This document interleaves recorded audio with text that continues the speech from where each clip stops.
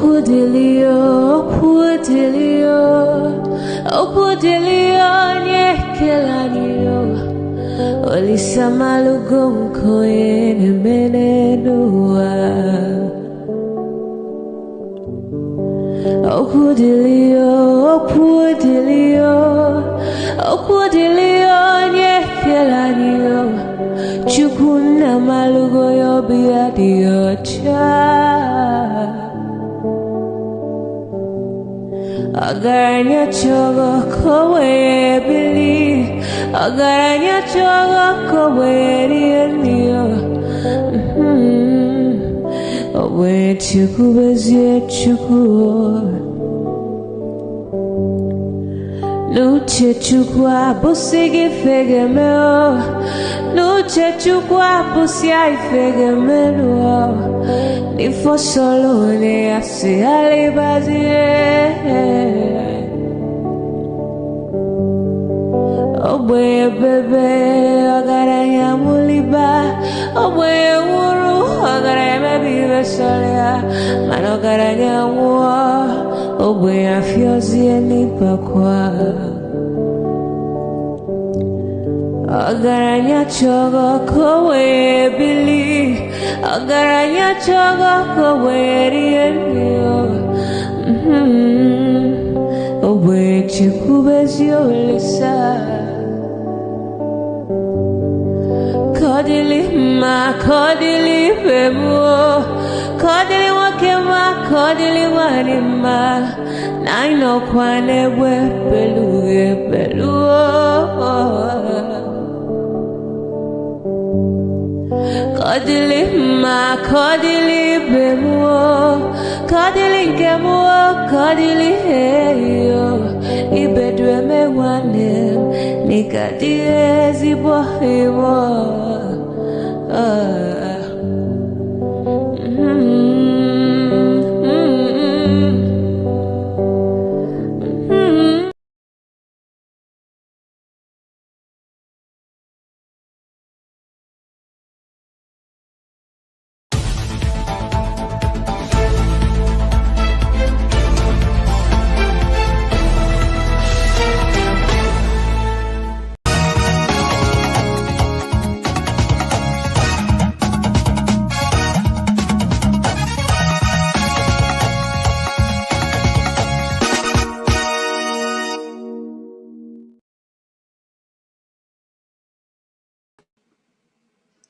Hello, it's good to see you this evening. Every single one of you will be tuning in.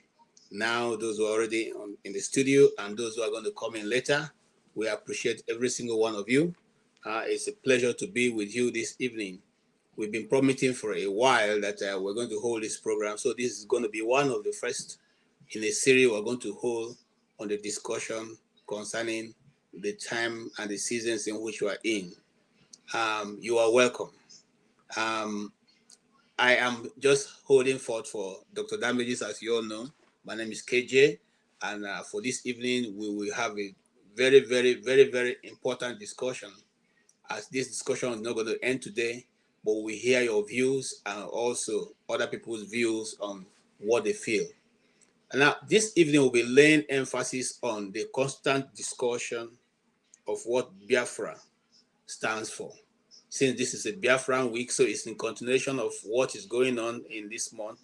This is the Biafran month, where people are being, the Igbos especially, and those of the southern eastern Nigeria, the southeast, are celebrating those people who fought for many of us to remain alive today. Some of them paid the ultimate price. Some of them are still living with various parts of their body, no longer with them. I don't want to use the name, the word, limbs. But we want to celebrate those people who were courageous to stand against the situation, despite the fact that they did not have arms, they did not have nothing. It was sheer human determination, a fight for survival. The fight for survival is what we, as people, are gradually losing. That is why people, especially people in government, rough shoulder over all of us, and nobody seemed to be able to have a response. Now, so what are we going to be discussing? We're going to be revisiting the Biafra, the ghost of the Biafra. In other words, why is it not going away? Why is this, this not going away?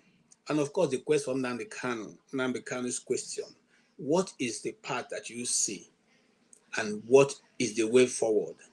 Are we constantly going to continue to discuss this thing in the shadows, or is it time for the federal government to put to rest some of these things? Before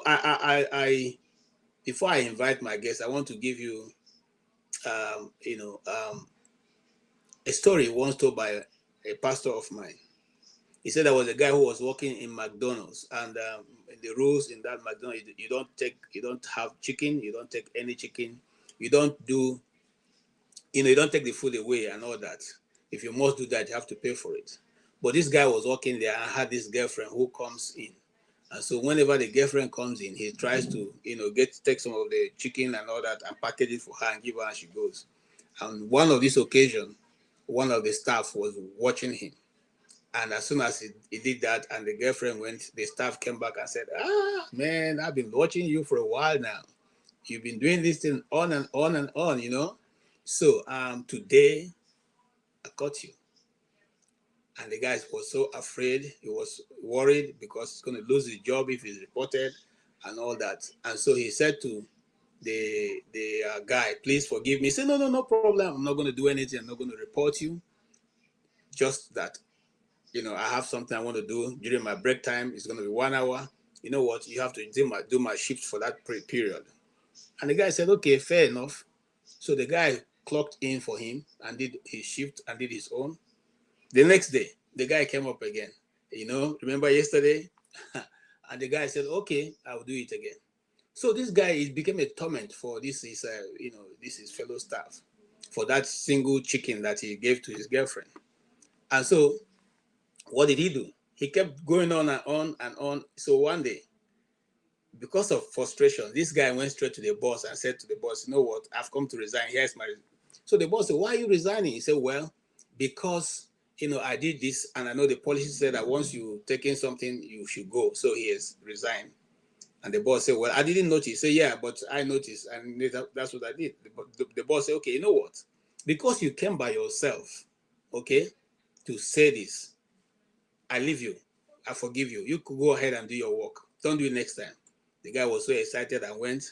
Now, this other guy who has been tormenting him because of what he has done, didn't come to work. I know, called in and say, hey, today I'm not going to come to work. You cover for me, So the guy said, no, I'm not going to cover for you. He said, have you forgotten? I'm going to tell the boss. He said, no, I've already told the boss myself. So you don't have to tell the boss any longer. So if you don't come today, you're not going to get paid. That is what we have been doing in Nigeria. We've been hiding and talking about this. And we have constantly asked that this is made a public, show, a public discussion. People are invited. Those who lost loved ones, those who are still living with the pain, those who are still, should be brought to one place and this issue discussed and the solution found. Are we building a nation? If we are building a nation, is there any nation in the world that have double standard for its citizens and have completely become a nation? If there is, we don't know. I don't know of anyone. But if you know, let's discuss about it. Today is going to be a very interesting discussion. We have a series of videos I'm going to show, and I don't know. Some of them I have not been able to. I didn't get a clearance whether they are copyrighted or not. But if they are not, we will keep having a discussion. So on that faithful note, I say let us start this thing. All right. Now, there's something that we Igbos have been told many times by non-Igbos, that Emeka Odmogu Ojukwu said that Biafra can never be actualized, and that so Biafra is no longer obtainable. Let's start from there. So before we have a very useful, let's start from there. Let's watch the video together.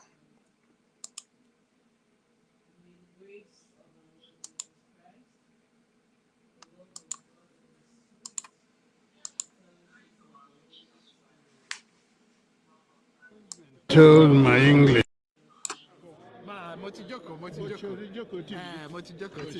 So that last time.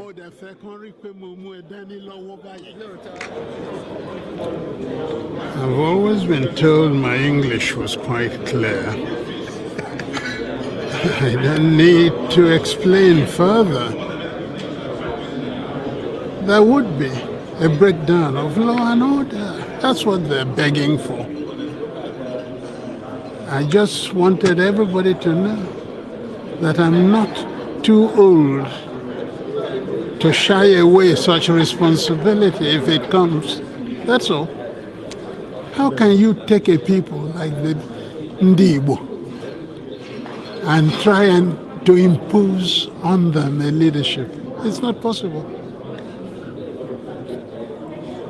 It was possible before, but after Biafra, no. Everybody knows that. That's what I really meant. Am I clearer now? Very, very, very clear. Thank you. Yes. Nigeria has always had a leader, and the problem is how good, relatively good is a leader. But leaderless? Oh no, Nigeria has always had a leader. Am I part of the leadership of Nigeria? I thought that door was closed, and I was caught on the other side. So I don't count when it comes to that. And that is one of the problems that Nigeria has. Was that why you didn't sign that petition? No, I didn't sign. Okay. It wasn't necessary. But let's get this quite straight. The president is supposed to be sick. If that is so, I wish him quick recovery. If it is not so, I wish him out of the chair. Have I made myself clear now? You're very clear. I mean, if he's sick to the point that he can no longer continue, what would you expect of him to do? And that's why I'm asking you why you didn't sign this petition. I would want him to say so, to admit it and say so. Are you going to run for office again? Oh, forgive me. Yes. Wait and see. Okay? Wait and see. Thank you. I am a young man. No, that is fine. Wait and see. Okay, there's many takeaway there. That is Ojukwu, and you could be able to tell what he was, what he was inferring in whatever the answers he gave in that interview. But one of the things he made very clear is that, which is what we have always said concerning the Igbo as a nation. We do not, and we will never, I think, and I repeat myself, we do not have king apart from God. God is our king. Every other person who claims to be a king or who has taken the title the king is only trying to imitate what was never. But in the Igbo setting, that as far as I know, we only bow to God as the God of the universe. We do not bow to kings, and we will always, we always question situations. In fact, let me put it this way. When I was growing up, I was told that we do not train our children not to be, radicals. We train our children, we are trained to be able to ask questions. We must ask those difficult questions and get answers. You ask your father those questions. You ask your community those questions. You ask. It's only by asking and trying to find out that you can now be able to determine how you can move that nation or move that community forward. So for us, it's a little bit different. Unlike certain people who do not like radicals in their society, we the Igbos, we welcome radicals. We only try to shape you so that you know exactly how to go about. We don't say because you're a radical, you're a bad child. No, we tell you, okay, this is how to apply yourself so that your God-given talent or being able to quest and push the frontier forward, push the frontier, open the lid, a new path It's only those who ask if the heaven touching the earth in the next community that are actually able to ask. Able to bring development to their community. If we are so satisfied that the heaven is whatever it is and earth whatever it, such communities may not, prosper for too long. Anyway, having said that, I have so many other things. Now, bear in mind what Ojukwu said. You can't impose leadership on the Igbos, And then what he eventually gets is what we are seeing now in the southeast. Why is Nnamdi Kanu so relevant? Nnamdi Kanu is relevant because the people who have decided to occupy positions of power in the east are not the people that the Igbos regard as their leaders, because they do not speak on our behalf. The only time now we begin to see a ray of change and hope is what is going on, what is beginning to, because Nnamdi Kanu is on the scene. And majority of those who are in power in the southeast, this is my own thinking. I'm not wishing that he comes out, because they think that he will upturn the powers that they amassed for themselves. And that's one of the things why they are not keen in pursuing the release of Nnamdi Kanu. Anyway, let us hear this, just in case you think I'm inferring.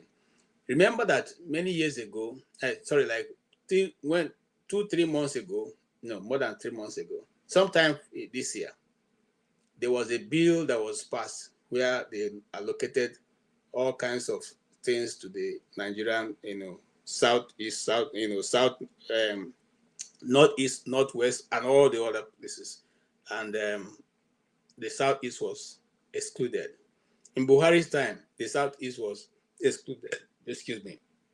Now, in this time that we and I live, this is what we have. We have done everything possible to see if they can bring up Ivo Dam. And here, a zone is when will Southeast even have lion's share in any particular project? Mr. President, if this is an omission, it is an expensive omission. The Southeast cannot continually to be treated the way Nigeria is treating the Southeast. Let me give you an instance. Out of the dams that were listed here on the Southeast, Ivo Dam was last funded about 12 years ago with a 5 billion naira spent on it, and it has been abandoned by Nigeria for the last 12 years. I had written 3 letters to the Ministry of Water Resources. We have done everything possible to see if they can bring up Ivo Dam. And here, a zone is allocated 66 billion, and the entire South is at 0. What kind of omission is that?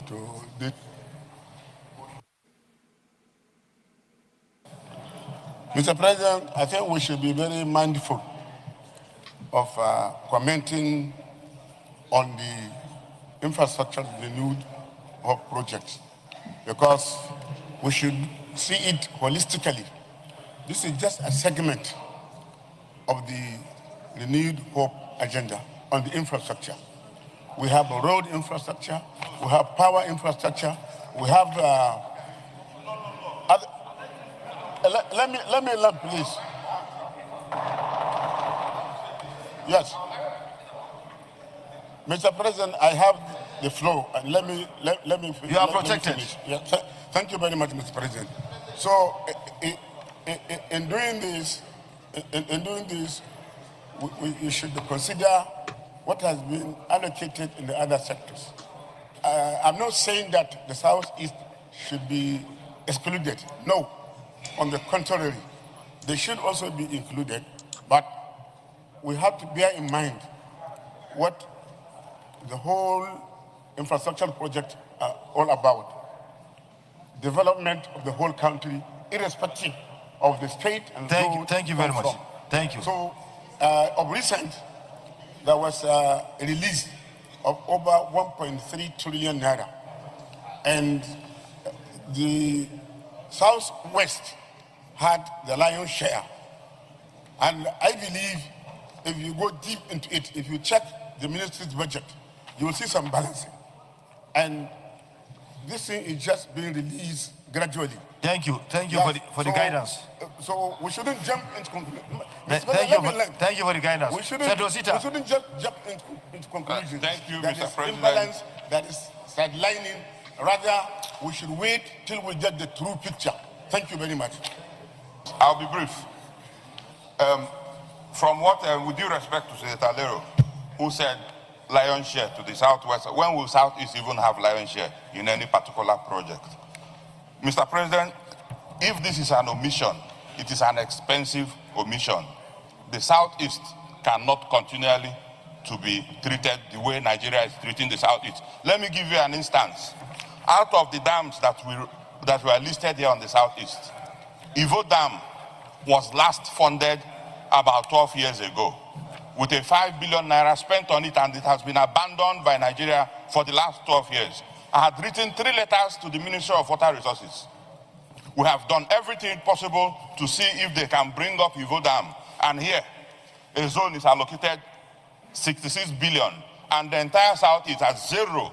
What kind of omission is that, Mr. President? Thank you. We should be treated better than this, sir. Thank you. Senator.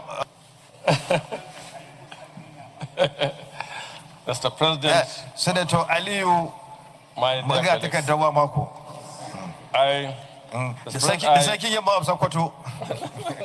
Mr. President, a very ordinary person. Mr. President, in support of what Alero has just observed, I want to also point out that look at the prayer of the move of this motion, asking for 380 billion, which is bigger put together than all other applications in all zones. Doesn't make a lot of sense. Let's be guided by common sense and reasoning. Thank you. I do also. Senator. Mr. President, I just want to talk generally. You see, this is a very good issue. That's pointing out something that's going on. Many of us have been crying of marginalization. Many of us have cried on several issues where North is completely was neglected. And I'm sure this may not be the end. Mr. President, no, I want to hear this story. You are the policy makers.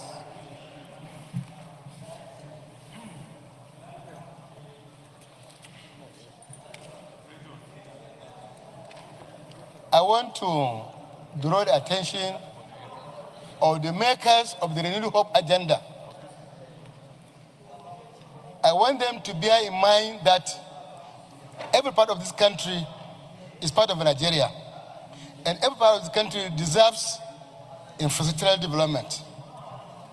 It is not wise in allocating resources to sometimes over-allocate to one zone at the expense of other zones.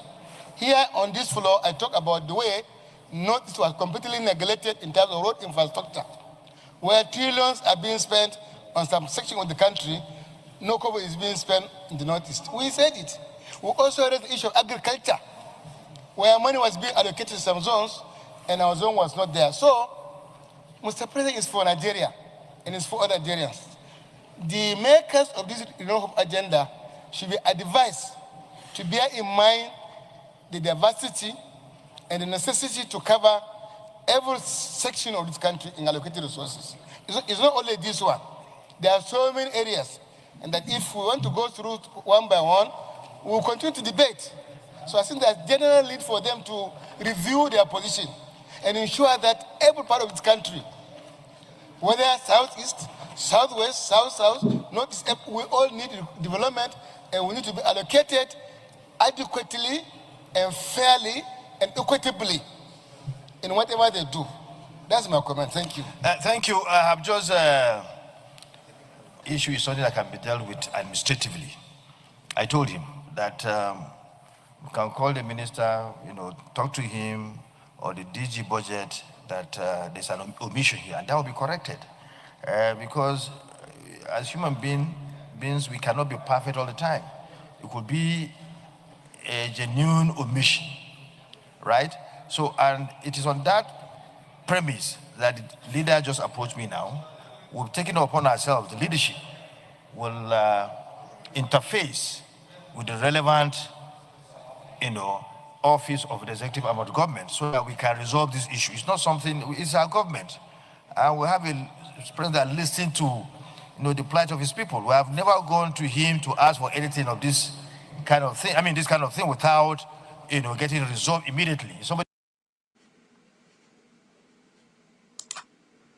Yeah, I hope you all were following the discussion. We're talking about a zone in Nigeria that has over 70 million people. The Southeast is made up of over 70 million people. And we have to beg to be included in the national planning of our country. Gentlemen, come on. Is there any reasonable person? In fact, look at what the so-called speaker was saying. Look at what he's saying. They have to go and negotiate. In fact, they have to plead with the budget director or the minister so that the Southeast can be included. And when we are talking about marginalization, of people will be making noise. You are talking about going to. So if you did not include 70 million people in the budgeting of your nation, and you call it an omission, it then means that those people are not important. It then means that they're not part of the whole. See, as a Christian, and I'll go into the Bible to give my example. Samuel went to the house of Jesse because God had instructed him to go and anoint one of the sons of Jesse as king of Israel. When he got there, Jesse introduced his sons, the one he considers as his sons, the ones he looks at when he's walking in the streets of Israel. The people will be hailing him because of those his sons who are generals in the army, who were talked about. They were handsome, they have six packs, He called them to meet with the prophet. Unfortunately, none of them was chosen. None. In fact, Jesse himself was surprised that Samuel didn't see anybody among his sons. This is respected senior generals that have medals hanging from their shoulder to their stomach. They didn't see anybody. And Samuel asked a question. Are these all your sons? Because God is telling him, these ones you are seeing are not among the people I'm asking you to go and anoint. And he said, oh, yes. There's one, Efulefu. He's somewhere, with the sheep in the bush. Yeah, of course, it can't be that one you're looking for. You should be looking for these ones who people, these ones that have made their mark in Israel. And Samuel said, we will not sit down until that Efulefu comes, for God has chosen him for himself as king. Gentlemen, if you are listening to me where you are, I want to say something very, very, very spiritual here. Could this be the reason why Nigeria is not moving forward? Maybe the one who the Lord wants to anoint is the one that they are always forgetting to count among the very eloquent, well-respected regions of Nigeria. It may not, and I don't say this so that people begin to think I'm talking about the people of Nigeria. No, this is about the leadership of Nigeria. This is about a particular set of people, the oligarchies, the establishment, who have decided in their own account that the southeast of Nigeria will be treated with levity as people who do not matter. But you could say that people don't matter. It's not left to you. It's left to what God will decide on behalf of the people. Having said that, I have a righteous man behind the stage. I will get you in, so give me your input. But let's finish this video. I want you to hear what the man said eventually. Who listens, and even the ministers, they always listen. Whatever we bring to them that are in the interest of the nation, they listen and get that done. So let us not over debate this matter. We have just consulted. We'll go ahead and meet the relevant office to sort out this matter. What we need is result, to see that there's equity in the distribution of the wealth of this country. And we know the government is doing very much in respect to that. So please, let's not overflow this issue. Leader, can you just one or two words so that we get this in line with what is coming with you right now, so that we can move ahead? Well, thank you, Mr. President, and we heard ourselves very clearly and very loudly as well. And I believe it's an issue that can be debated all day, because in every geopolitical zone that you turn to, there will be one issue or the other that they would have wished were handled differently.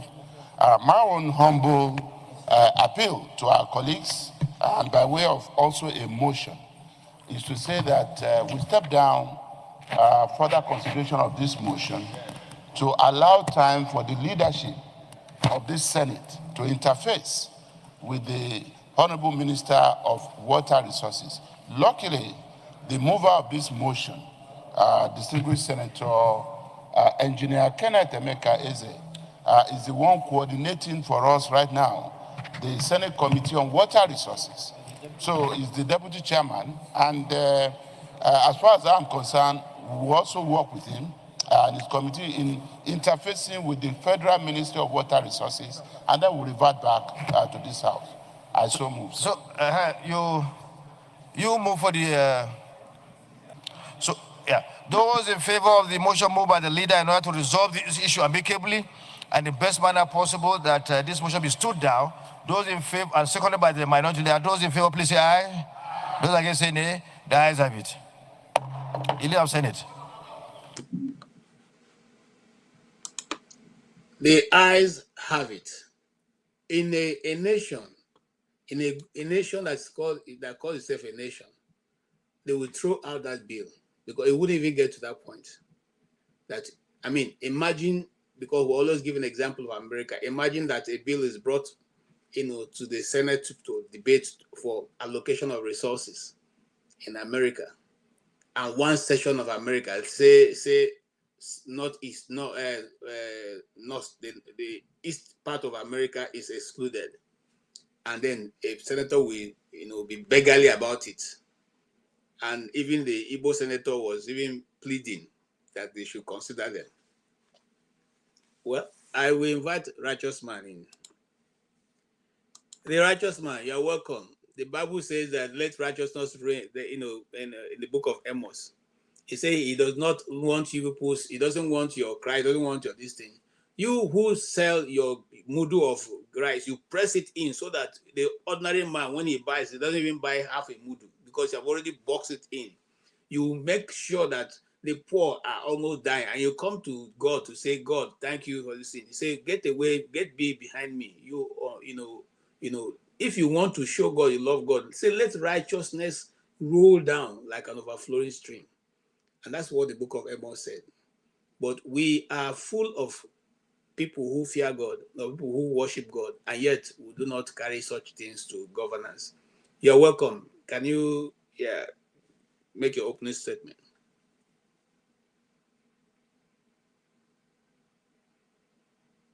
Yeah, I can't hear you, righteous man.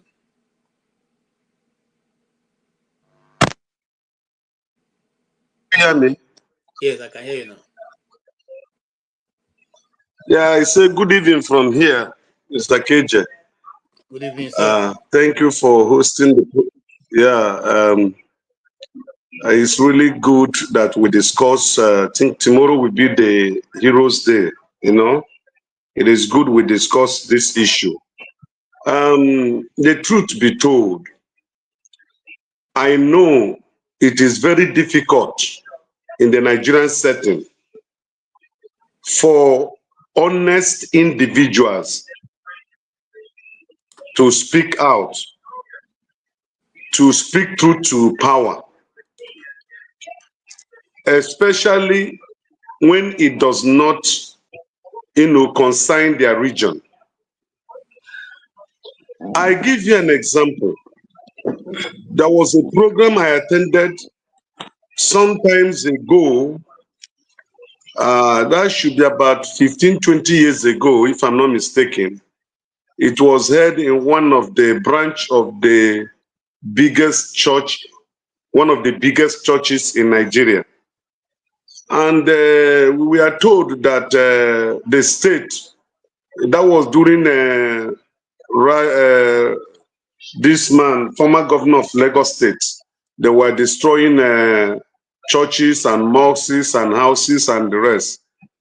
So in that meeting, one of the ministers addressing us happened to be from Southwest, you know. So, and he was a representative of one of these big church. I don't want to mention the name. And so he told us that, look, he pitied these small churches, that the GO, the general overseer, we just pick up phone and make a call, and that will settle it. There is no government that will touch their own structure, whether it is well built or not well built, you know. So, and after that meeting, that was the last time I attended PFN meeting because of that statement. So I'm buttressing my point by making reference to this. We have morally corrupted individuals. Especially, I am very sorry, I know there are a lot of good people, good Nigerians that reside abroad, that have moral, their morality is very high in their reasoning and in every undertaking. And also, majority also of Nigerians who reside abroad are morally corrupt. Because when we come to this platform and you hear how people express and make their comments, it is easy for you to discover or to know somebody that is morally corrupt, that has no sincerity, no truth in him or her. And so, I always say it here, I've lived over 40-something years in Lagos, in a good nation, in a standard nation, in a nation that recognizes every citizen as one, where there is no partiality, where the tribalism is not existing, or even if it's existing, it's hidden. I think I should be considered by every virtue, by every ramification, a Lagosian. I pay tax in Lagos. My wife paid tax in Lagos. My company paid tax in Lagos. Everything I have achieved affect Lagos economy. But look, during the electionary period, we were threatened not to vote. Even today, if you go out, they call you Omoibo.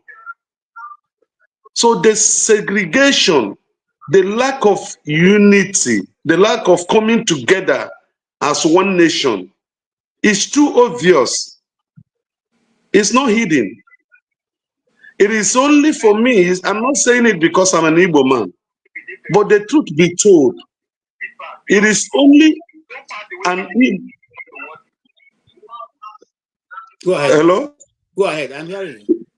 It's only an Igbo man that will be so happy to invest wherever he or she finds himself or herself. Travel to Abuja, go to Meduguri, go to Kanu, go to Kaduna, go to Ibadan, go to Ondo, go to Edo.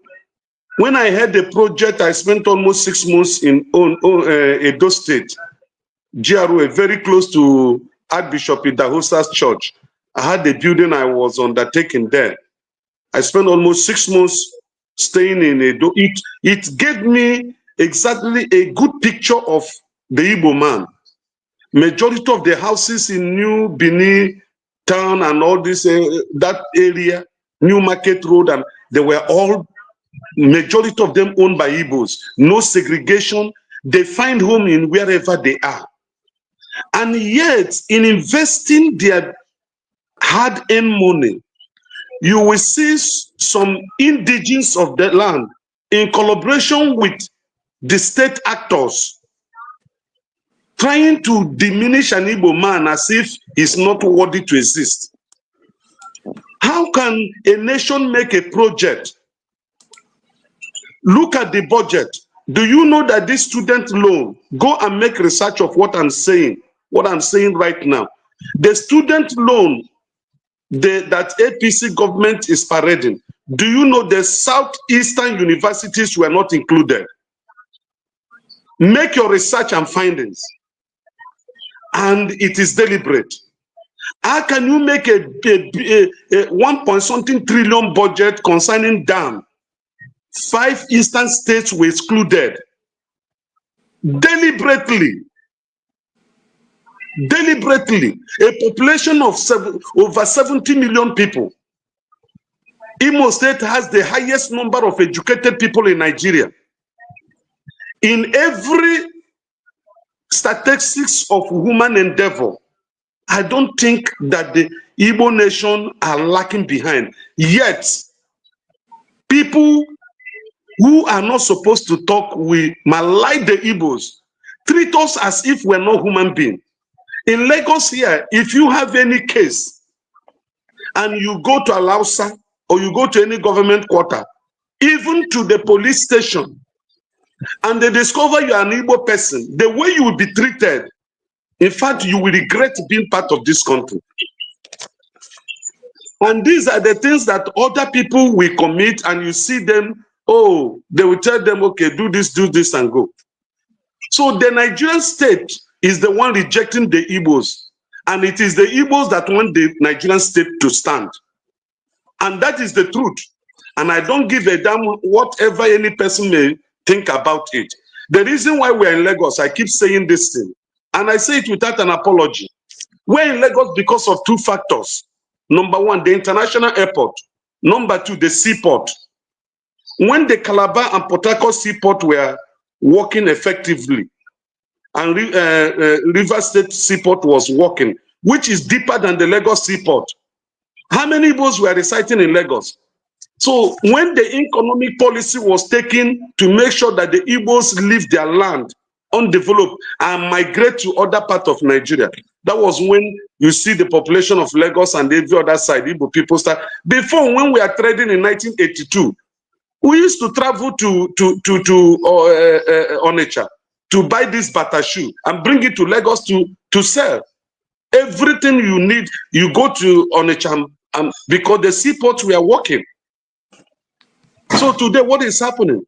All those businesses in the southeast that are supposed to make that area commercially viable, they have been shut down and relocated to Lagos State just because of this economic policy to malign and to bring down the Igbo man. So it is a deliberate thing, and that is what is fueling the agitations. When there is agitation, sit down and ask questions. Why is these people agitating? Rather, you will see people saying he is killing the... Since there was no agitation by Nnamdi Kanu, how far? What is the investment of the federal government in the southeast? How old is the agitation for self-determination of the Biafran people? When did it start? It's not up to 15 years. So right. if you minus that time from the time of independence to today, is there any federal government presence in the southeast? So let me rest my case for now. Thank you so much. Now let's Mr. Tony, you're welcome. Let me allow you to make your opening statement, and after that I can ask questions. You guys are welcome. It's going to be a robust discussion. I just checked. So far I don't have any flag on the Emeka book, which was narrated by Fred Forsyth himself. So we may use that as a backbone to hold our discussion, because I feel I have listened to it before, but because of this program, I went back to that documentary to rewatch it again, and use that to juxtapose what the professor spoke last Sunday on this platform also, and they are almost speaking from the same mouth. But Mr. Tony, you're welcome. Your view, is this agitation, or not agitation now, but this demand for actualization of the indigenous people of Biafra, is it worth it? And looking at what we have suffered so far, and I think you're a fair man, that's why I'm asking you this thing. Looking at what has been meted to the Igbos, what are played, from the seat of power in Abuja, what Righteous Man has said, and I didn't just even want to go to that university one where the universities were removed, the southeast university were removed from the the so-called student loan. I remember that, Tony, during our time, during when I was living primary school and secondary school, sorry, we didn't have school of basic studies. I wanted to go to the east because I wasn't fluent in Igbo, and I told my dad I wanted to go to the east to, but because there was no school of basic studies, okay, and I wasn't writing exactly what I mean. I didn't know anybody, but I thought with school of basic studies, anyhow you can start from wherever. There was never any school of basic studies, but there was school of basic studies all around Nigeria except in the east. That's the first time I noticed that, look, there's disparity here, because you can't just get up and go to school. But there was SBS in Zaria, there was SBS in Makurdi, there was SBS every other place. So tell me, isn't that, how long shall this continue? And when will it be, we'll say enough is enough?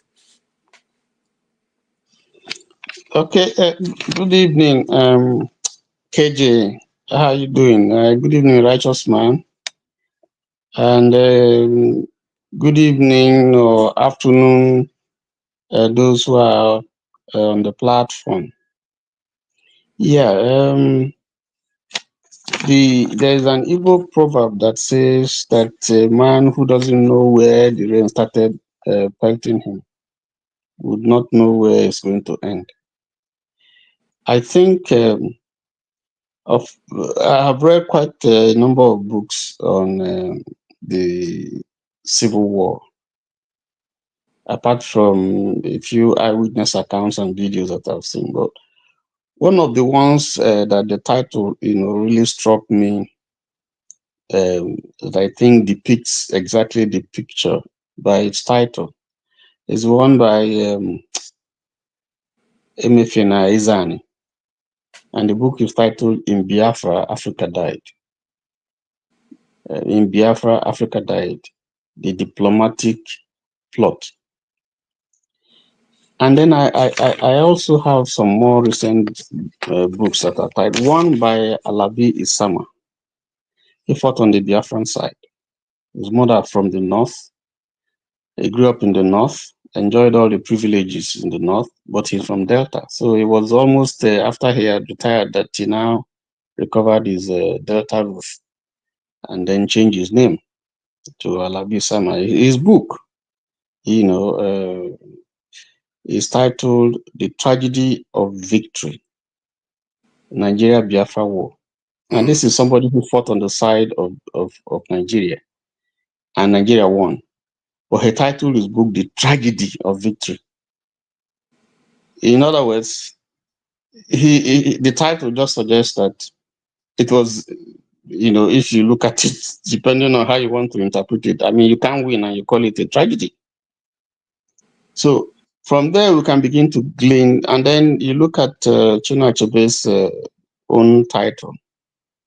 It talks about there was a country. So if you look at these three books, there are so many of them. I just looked at my collection and I picked out some of them.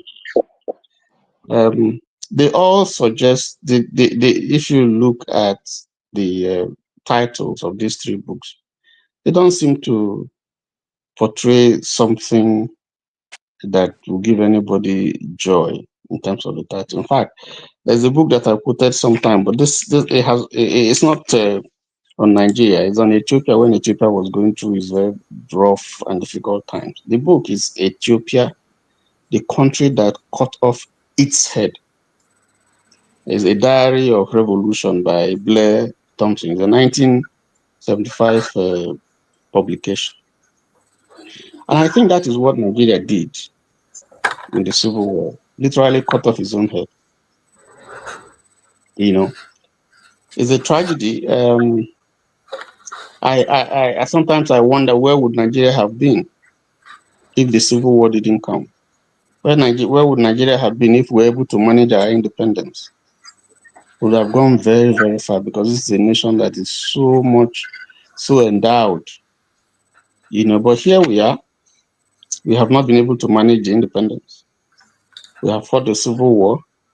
Even before the civil war, even before independence, there were signs. There were killings. Igbos were massacred in the north. I don't want to reduce this to ethnic thing, but since we're talking about Biafra, actually, it focuses more on the Igbos. So there have been signs of unrest, of ill feelings, of bitterness, of anger, of frustration. Like we said, partly fostered by the way that the colonial, that Britain put us together, and the part that they played in whipping up divide and rule and whipping up ethnic sentiments. So if the people who became Nigeria were left by themselves, we would have gone very, very far. If the North was left to develop by its own, we would have gone very far. They were not ready. And signs that they were not ready was why they introduced, for instance, Bariwa College came into existence. And then you read for 4 years, college, 4 years, and then you're off. And that's how all these remedial studies and basic studies came up. Because I have a cousin who studied at Ahmadu Bello University. She didn't have a school set. She went into remedial, then went in and did certificate, and then did diploma. And from diploma, she did university. She doesn't have school set. Now, these are things you couldn't do in the South. If you don't have school set, you can't get into the university. So it's you see that part of it is a way of the North trying to address this imbalance, and that has pushed us back. The same thing with the federal character and all those things. You have to literally wait for some sections of the country, So they were pulling us down. That is the truth. They were not ready. And if you look at our history from 1960 till date, you find out that the North has ruled the country, whether military or civil, much more than the South. They have enjoyed the resources, and you want to ask, what did they use these resources to do? You still have a lot of poverty. In fact, if you look at the statistics that we see or that we have been given, the North is the poorest. Zamfara is perhaps the richest state in Nigeria in terms of natural endowment, but it's the poorest. In terms of enrollment, educational enrollment is very, very low. In terms of revenue generation, is low. Security, very bad. Yet this is a state that is so endowed. Niger State, the largest in terms of landmass. Now, part of the country is, has been taken over by terrorists. So we have not been able to manage all these endowments. And most of all eyes have been put on the wealth, on the resources of the South, the oil and so on and so forth. Yeah. And even then, we have not done much with the resources. So Nigeria is just tottering. It's sad. And I don't know. Yes. I take that as your opening statement. There's a young man with us here, who I think I want to ask him the question directly, and his name is Stay Humble. Stay Humble. I want to ask you, looking at this title. You still call me a young man. Yes. Okay. From your face, you can see my own face is older than your own. Okay. Okay. So, is the ghost of Biafra pursuing you still? Or have you been able to get over it since you didn't witness any part of it? Or were you born at that time? No. So, what do you get? What's the feeling when you hear about the passion for which the more older people than yourself discuss this issue of Biafra? Okay. Yeah, I would say that I've probably been more passionate about that subject than even the older people. Yeah, because growing up, my father fought on the Biafran side during the war, and I've read a lot about Nigeria, even pre-independence Nigeria. and even Nigeria, even before the amalgamation of Nigeria. Yeah, I've been to Zungeru, where the amalgamation took place. During my national service, I was fortunate to accompany the military humanitarian service to Zungeru for a 2-day outreach. So, sorry, 5-day outreach. Yeah, so I um, have also listened to a lot of people talk about Biafra. I lived with my grandmother as well, and she told me a lot of stories, and sang a lot of songs, that were sung during the war by the Biafran soldiers. Yeah, I don't want to sing some of them here. Yeah, they are really touching. Really, they are really, really touching songs that, always make me emotional each time I remember them. Um, you know, Nigeria has gone through a lot of things. And some people will say, we want to ask, if Nigeria had not gone through that war, what would Nigeria be? Some people envisage a Nigeria that would have been a paradise if not for the war. Yeah, I think that's ignorance on their part. Because if you read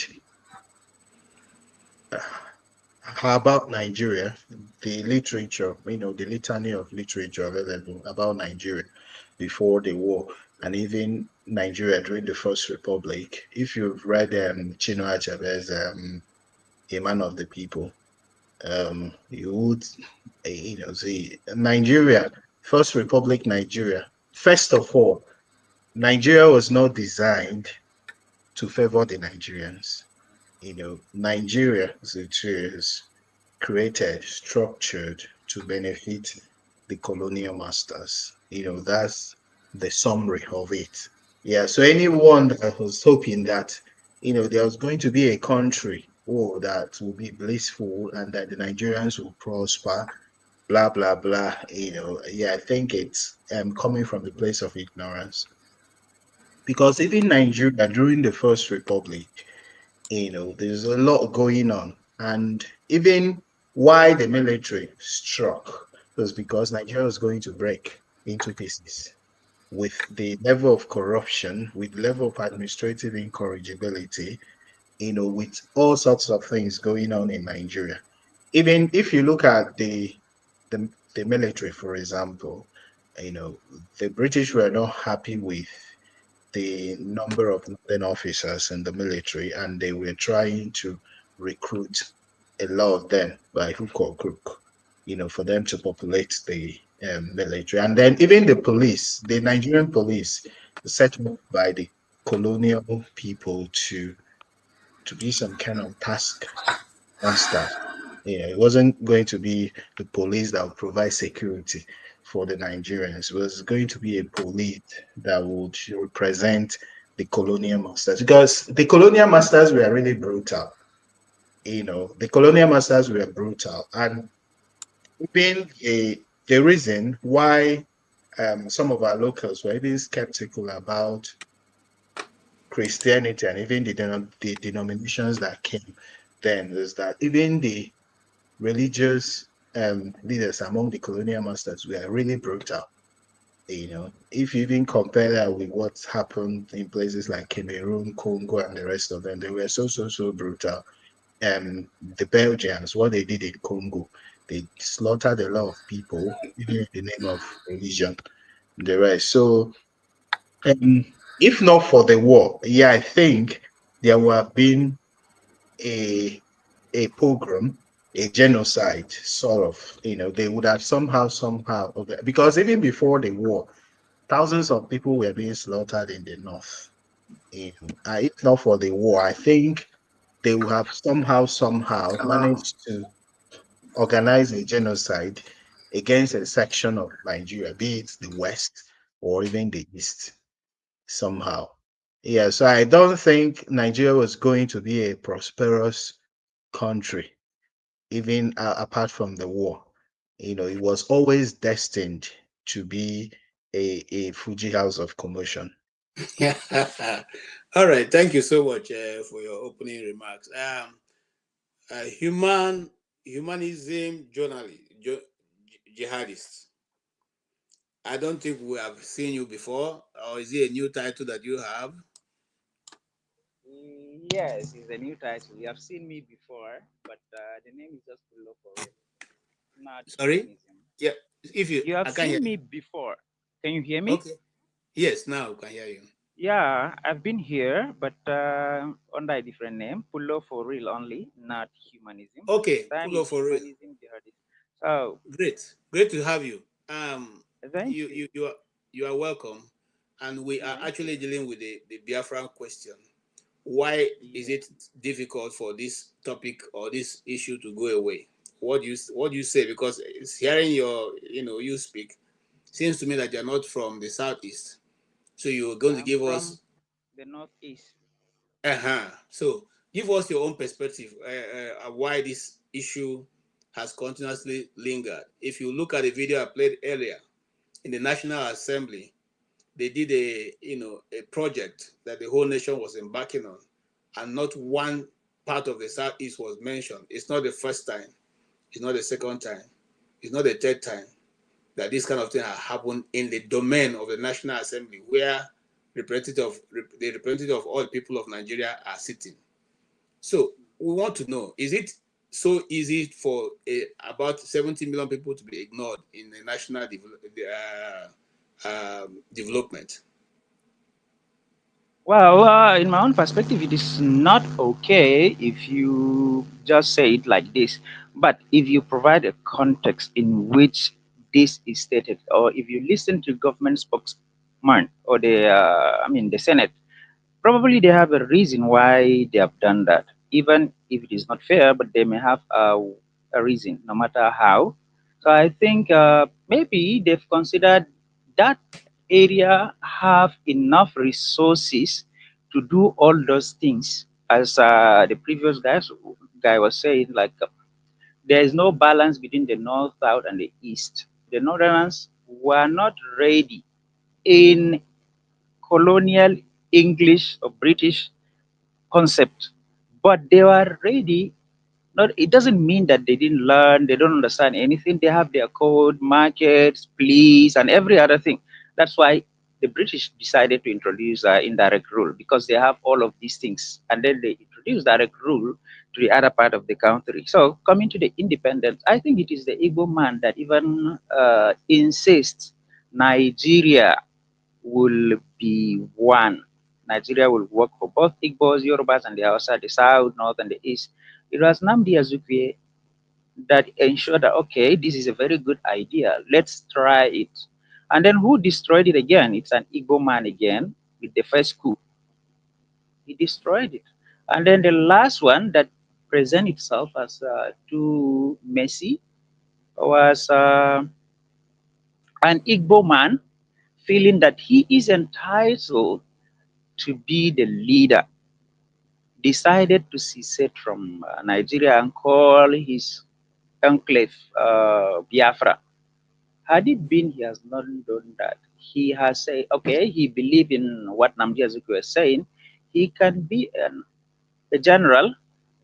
Since there's nobody ahead of him, he can find a way of ruling. Because as at that time, there's nothing like suspicion between Igbo, Hausa, and Yoruba. As we speak now, the Hausas, maybe they resent the Igbos.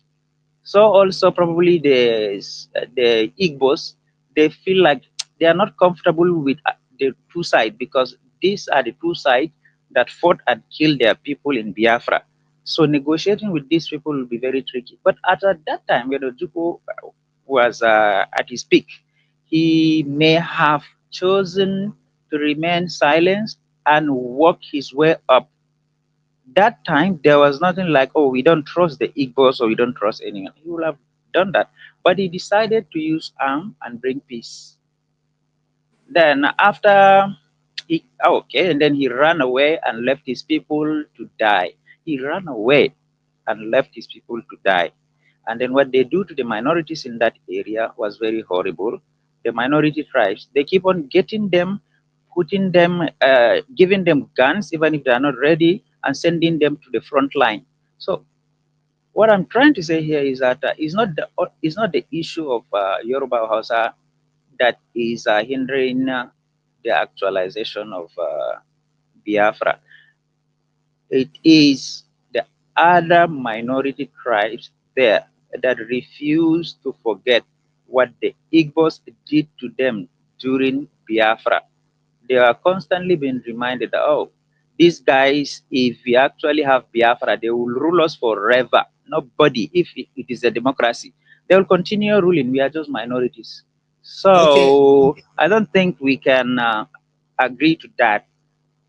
You All know right. it as well as I do that the Igbos will dominate and keep on ruling forever if Biafra is actualized. So even Okay. the person that introduced the Biafra, he regretted why he used weapon to fight against Nigeria, which led to the death and destruction of his own people and his own area. And he's Okay. not encouraging that anymore. But it has been revived under a different umbrella with Nnamdi Kanu. And the way it is presented, even I am not comfortable with that, given all the lies that he has been telling on social media and everything like this is not Buhari, this is somebody from wherever all the Okay. No, nasty no, conspiracies. No, I hold, don't like that. Right, really. okay. All right. Thank you. Hold on. Let's not expand the net too wide because we're not I'm only. sorry, I just want to say something. No, no, no, no. Hold on. Before you continue, I hope you are not going to give this guy the platform tonight, because if that's going to happen again, yeah, I'm going to leave here. You can't allow this gentleman to continue to come here to spew garbage. If you repeat what Dr. Damages did the other time, to give this guy the platform this night, yeah, I'm going to leave here. Okay. Stay humble, stay I humble. thought Just hold on, hold I'm on. dealing with Um, Okay. uh, um, educated. So humble. hold on, Speak. KJ, Relax. please, Calm Well, KJ, down. how do please. you listen Calm freedom We of down. need to expression? correct. KJ, hold on. Hold on. Hold on. KJ, please, we need to correct Please. something that you have said. Please, can you just allow me 1 minute? Please, Please, the I'll be polite about it. misinformation that Please, this man had please, given, KJ, please. please, a lot of Hold misinformation, on, and hold we on. All need right. Stay to humble. trash All it right. All Please right. hold on. immediately. He has Gentlemen, lied. Hold on, if you righteous man. allow me moderate, Righteous if man, you hold allow me on. moderate. Righteous man, hold on, please. In 1945, there was killing. This was before independence. There was killing of Igbos in the north. In 1953, there was killing of Igbos in Kano. So for you to come here and spew nonsense that there was no killing, it was Ojukwu or it was Nzogu that caused it, is that nonsense? You don't know the history. So don't come here and come and be talking rubbish. Okay. So now you think I can just Hold take you on. for your word? Hold on. Did you Hold on. provide any evidence? You're just Hold mentioning on. something random. Give me Humanly. a reference, an authoritative reference that I can go to and check and fact The check myself. reference is I thought given to I'm you. dealing The with reference is intellectual given to that you. understand the Is role of hidden in the freedom history of book speech. of Nigeria Even that your if you people don't know, deliberately, even because if of you their don't agree with what backwardness, somebody is your saying, people you should give him deliberately, that liberty to express because himself. of their backwardness, remove history in the Nigerian school. The references you're supposed to have, you're supposed to. Hold on. Hold on. Everybody, hold on. Hold on. Humanists, hold on. Righteous man, hold on. Listen, I decided to host this program, but we all need to listen. We all need to listen. No matter how the person's idea is not making sense to you, allow the person. And the time I give to the person, allow the person use the time. When the person finish, if you have any rebuttal, I'll give you an opportunity to do that. But now, what we are trying to do is to hold a conversation. If we can't even hold a conversation, then how can we even go forward? You see, the problem of tribalism and hatred is that once it starts, it's so difficult to deal with or to maybe bring it to a close. And that's what Nigerian people are underrating. They KJ, are we're discussing history here, and people are listening. And a so lot of listen, these things are documented. please, So if you to come if you here allow and me, say that hold on, Tony, allow me, please. If you allow me, I prepared for this program. I didn't just wake up and put on this thing. I did my own research. I have the book written by Freddie Forsyth on this place. I have documentary on this same issue taken before the war even ever started, the program that went on and the place that were affected. I have that. And apart from that, I am a student of this history. It is Biafran history. I am a student of it. I met people who have taken part in it. My uncles fought in it. When I was talking about the prof with the prof on Sunday, I said I mentioned somebody who he knows. Kalokwe, I met him personally. I had a discussion with Kalokwe of blessed memory. Okay, so it's of course, if you read the Testament, that's the Kalokwe's book. But I had a one-on-one discussion with him because he also took part in the war. My elder brother was one of those people who they if you are 5 years and above, you are regarded as a scout. They were one of those boys, what they call them, boys command or whatever they call them at that time. So we have enough information. Let us manage and have a discussion. He has given his own understanding of what it is. We will also give our own. Let's be civil about it. And then everybody, please use your time. And after your time is finished, let another person speak. We'll be able to make some, like I said, this is just our first edition of this. We still have the second edition coming. Let's try and be organized. Thank you. All right, thank you. Somebody's mic is on. Thank you so much for what you have said, humanism jihadist. Now, here is can I at least complete myself or clear myself? No, you had already used all your time. I've been interrupted. If you pay attention, please. Just one statement. You asked me about my own perspective and own opinion.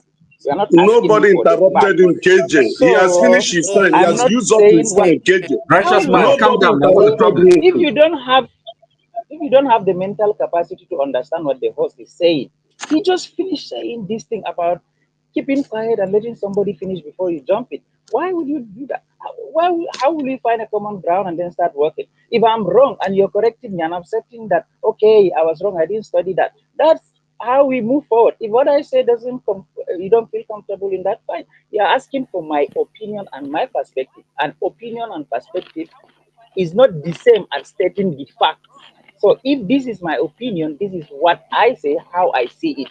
Then you correct me and how you see it is wrong. This is actually what happened. Refer to this book, that, or this documentary, or this and that. That's how we move forward. Thank you. I agree. Thank you. I agree with you. And you see, I was looking to get clearance to play that book, to play that documentary, and I have it because it's not copyrighted. So my book is on this program. But let us go forward and speak with the Blackstone. What's your view? The Blackstone himself. You have been enjoying the discussion so far. What do you have to say? Thank you, KJ. Anyway, I have nothing to say because this is a topic I don't like to discuss about because it's too toxic, actually. Okay, then that's fine. Then I'll go on. So you don't have to say anything. Let me finish now. What? No, fine. You don't have to say anything. You just listen.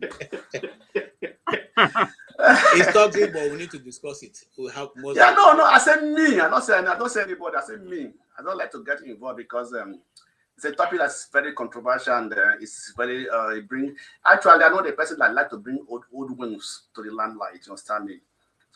And when was Biafra War fought?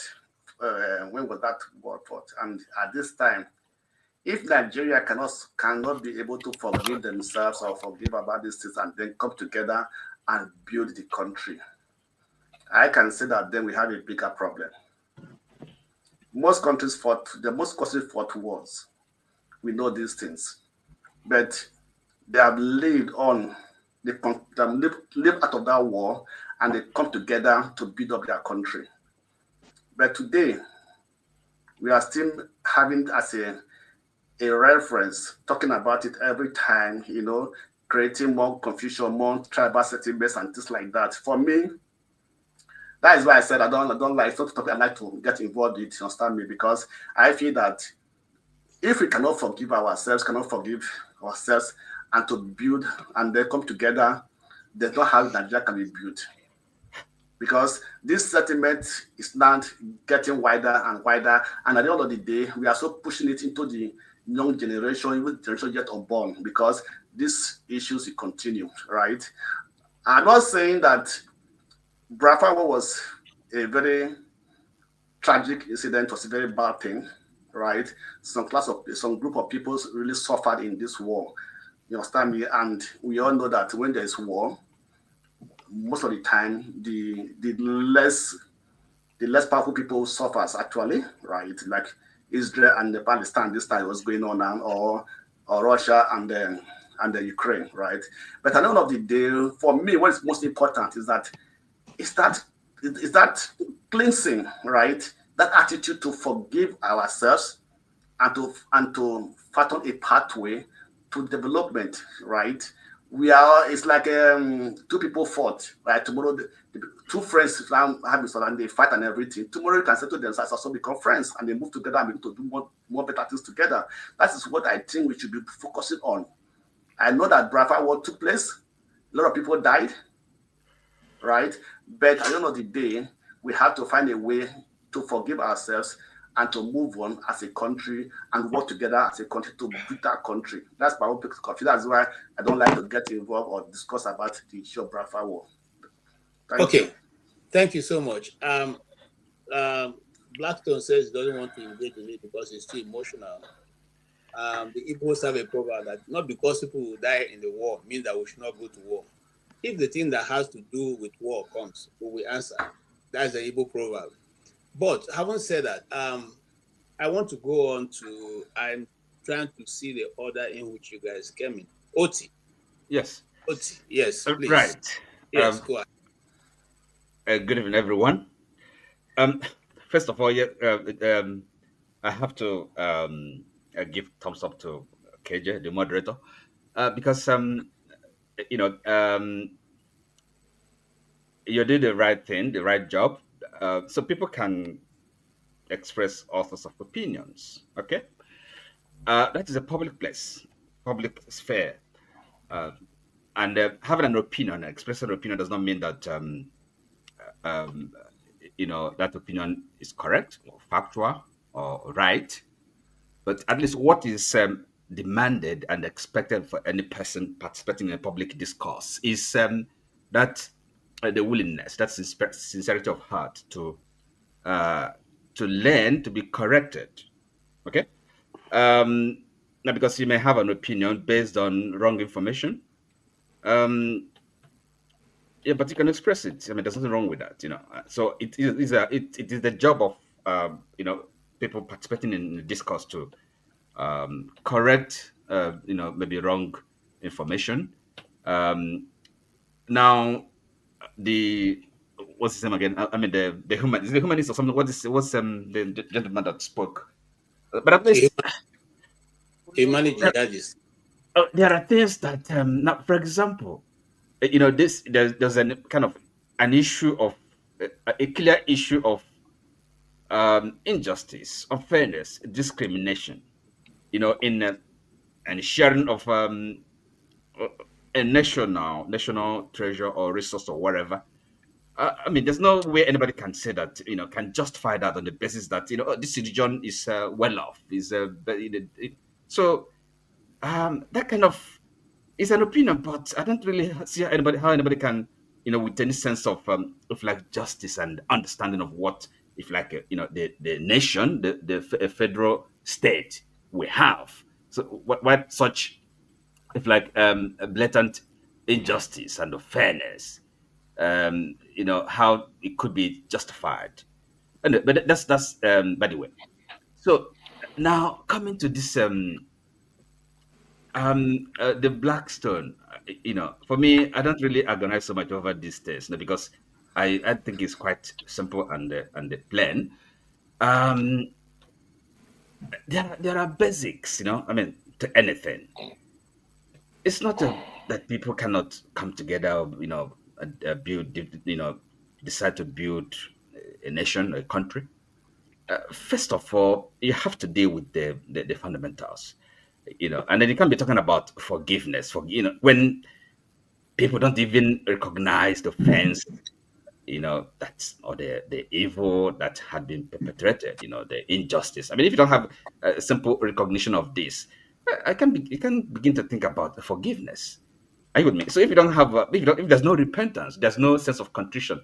So what are you talking about? What do you mean? What is forgiveness? And you have to deal with issues. You can't sweep them under the carpet and think they'll go away. It doesn't happen that way. That's not how life is. You have to deal with issues. No, Oti, is it impossible to deal with the issues? Is it impossible, or is it just like lack of willingness? No, it's not impossible. But you see, you have to deal with them. And And so, it's not overlooking them. excuse, no, why? Come, let me tell why I said what I said. Because it is possible to do anything if I to do anything. That willingness is there. Sorry, let me finish what I'm saying. Because so that misunderstand me. Finish. Okay. Let him finish. So what I mean by dealing with issues, okay, is this. Now, for example, by all for all intents and purposes, the war is ongoing. Because this thing, perhaps that's the reason why our friend from the north is justifying the exclusion of the southeast from national infrastructure. It caused the war. This is the penalty. You did this, you did that. You were too ambitious. You wanted to rule and all that. I would mean. So in other words, there's no understanding that there was a war and then it's come to an end, and we have to kind of have that sense of acceptance and the acknowledgement that we can move forward as one nation, or at least start to lay the foundations for that nationhood. If it is not there, if that region that that is said to have waged war against Nigeria, quote unquote, because Biafra was it was a defensive enterprise. People have to defend themselves. It's a matter of it's a law of nature. When you are attacked, you have to defend yourself, no matter how you have. So even so if Nigeria as an entity, as a supposedly one nation, one country, cannot reconcile, accept the XY Biafran state nation or Biafran people into as part of Nigeria. And then, that we've not started. So there's no, that is what I'm saying. The issues are still there. All right. I get what you're saying. We have to do. Okay? So acknowledge that this war has come to an end, and then a closure, we draw a line under it, and then we start afresh. So there's no point deceiving ourselves. Thank you. And probably that's the reason why we hold these discussions. And as long as the authorities do not see a need to have these discussions on this issue, and find a way. And I'm here, and I make bold to say that I'm not only holding this program just to discuss the Igbo question, but the minorities are also included. You see, I lived in Tivland for long, and I know how those who are of the minority tribe feels. So it's not even about just the Igbos, but we're using the Igbos as the real one that brought out his ugly head, and for which even till this moment as we speak, people are still being treated based on the reason that they are Igbos. They don't have they're not open to the access of the federal government because they are Igbos. Those are what we're trying to deal with. And I think we can have an open discussion rather than making it look as if it's somebody is here to try to. No, we are saying that these discussions must have to be held. Thank you so much, Mr. Oti. I appreciate that contribution. Now, between what's his name now? Yes, Mazi, Richo, and CM. Who came first? I'm not sure who came first. But I think CM came first before. Okay, CM. Okay, CM, you can go ahead and let's have your contribution.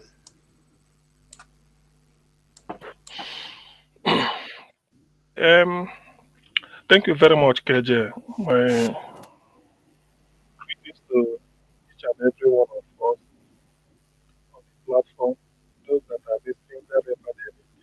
Your audio has a problem. Yeah. Oh, okay. You're not hearing me. Yes. Are you? Now, I'm hearing you now. Are you? Yeah. It's better now. Okay. Yeah. So let me say thank you, KJ. Like I said before, and greetings to each and every one of us that are spared the time to be here, including those listening wherever you may be. I greet each and every one of you. Thank you for joining us. Well, fortuitously, this is May. To some of us, we regard May as the month of Biafra. because historically, the first pogrom that happened to Ndi Igbo was in May 1966. The almighty decree, what is it called? Decree 34, which most people blame Agui Ironsi for. I will still lecture on that decree and say something about it because ignorance is a terrible disease. Happened on May 24th, 1967. Gowon, who chose to set aside what they went to discuss at Aburi, created or damaged forever the four regions on May 27th, 1967. Then it's only a reflex that within 72 hours, based on consultation of the Eastern, what is it called, Eastern Region Consultative Assembly, they sat down to discuss and then mandated Ojukwu to declare a separate nation of Eastern Region. That happened on May 30th. So a lot of things happened in May. You see, let me say this. Probably the tune when people are talking in 2025 about Biafra, particularly those that are Igbo like me, it is not the tune that they used to say it in 1980 or 1970 or even 1990 before June 12th election. Because there was hope that things will heal. There was hope that what Gowon promised, reconstruction, that is physical infrastructure, rehabilitation, that is breathing life into human being. Imagine the way Gaza is now, and you suppose if the war in Gaza stops, there are a lot of refugees. You have to rehabilitate them. And in rehabilitating them, you want to give them back life to make them feel human. So in Nigeria's own case, it was promised. Then reconciliation, because when you reconstruct somebody's environment, we have his house back, infrastructure, schools, hospital, market, they will start functioning. For 3 years, there was no school or university education in Biafra. So when you reconstruct schools, you give them back some measure of social living. Then you now rehabilitate them by saying you open credit lines through the banks for them. You cite industries. The ones that are damaged, you repair them. You are trying to rehabilitate them so that they can get a means of livelihood. Having done that, reconciliation now is natural. It's natural. So they now reconcile. Everybody comes back. But all those things they weren't done. 71, no way. They were having hope. 72, 73, 74. Up to 1975, when they had the third economic development plan, nothing. Then by 80, people were still having hope. Up to 1990, before June 12th, the hope, people were saying, when are we going to be reconstructed and rehabilitated? Nothing. So when you now come in 2015, and then somebody might say, those are military regime. The group that did the coup can always satisfy themselves. Then since 1999, we are still waiting for reconstruction, rehabilitation, and then what is it called? Rehabilitation and then reconciliation. It didn't work. So when in 2025, given these milestones I've outlined, when you see people talking and still talking about a discussion, still talking with the sense of 1971-72, painful. The thing is, I will try as much as possible because I know some of us here, with all due respect, know next to nothing in terms of the volume of literature, consulting so many literature about Biafra. None of us here participated. It's an active participant. I agree. I admit I'm not. None of us knew. None of us lived during the time of Julius Caesar. But you know that Julius Caesar lived. None of us lived during the time of Jesus Christ, but you believe as a Christian that Christ visited Egypt when Moses saw the baby crying by the river Nile. It's in the Exodus. We all know this. So what All we right. should have done was hold on, please. To as much as possible, educate ourselves so that when you come to engage in intellectual discourse, it will be a case of author said this account I had this, we be exchanging ideas and not to shut down due to ignorance and in fact you pity illiteracy. That what you don't know. I had somebody say, do you know the greatest ignorance somebody will display is to say Ojukwu regretted. Ojukwu never, till he died, Ojukwu never regretted the civil war. Pa Aya Adebanjo, I challenge anybody. Please Google Pa Aya Adebanjo's tribute. Such things are not hidden. To Odimegwu Ojukwu when he died. Ayo Adebanjo, a Yoruba man, said his tribute, that was what made me to start respecting the man. He said if he is faced with what Ojukwu and the Igbo faced, he will do exactly what Ojukwu did, which means Ayo Adebanjo is not regretting it. This is there his way, so I want somebody to fact check me. If not today, any day, you bring it up. This was what Ayo All right. Adebanjo, Yoruba man, said. Let's move on. I just want to let you know. Hold on, CM. I want to let you know that I have Ojuku's interview, one of his last interviews, and it's on this. I played it earlier. I can repeat it again because there's this argument that once you say anything, they say even Ojuku said that the war was not necessary and it will not happen again. I have his interview where he said, if necessary, he's still ready to lead it again. So I'm not going to hold on. CM, please allow me to drop this quotation. No, let me drop Ojuku's quotation before you bring in what you have. Ojuku said, "We do not ask for pity.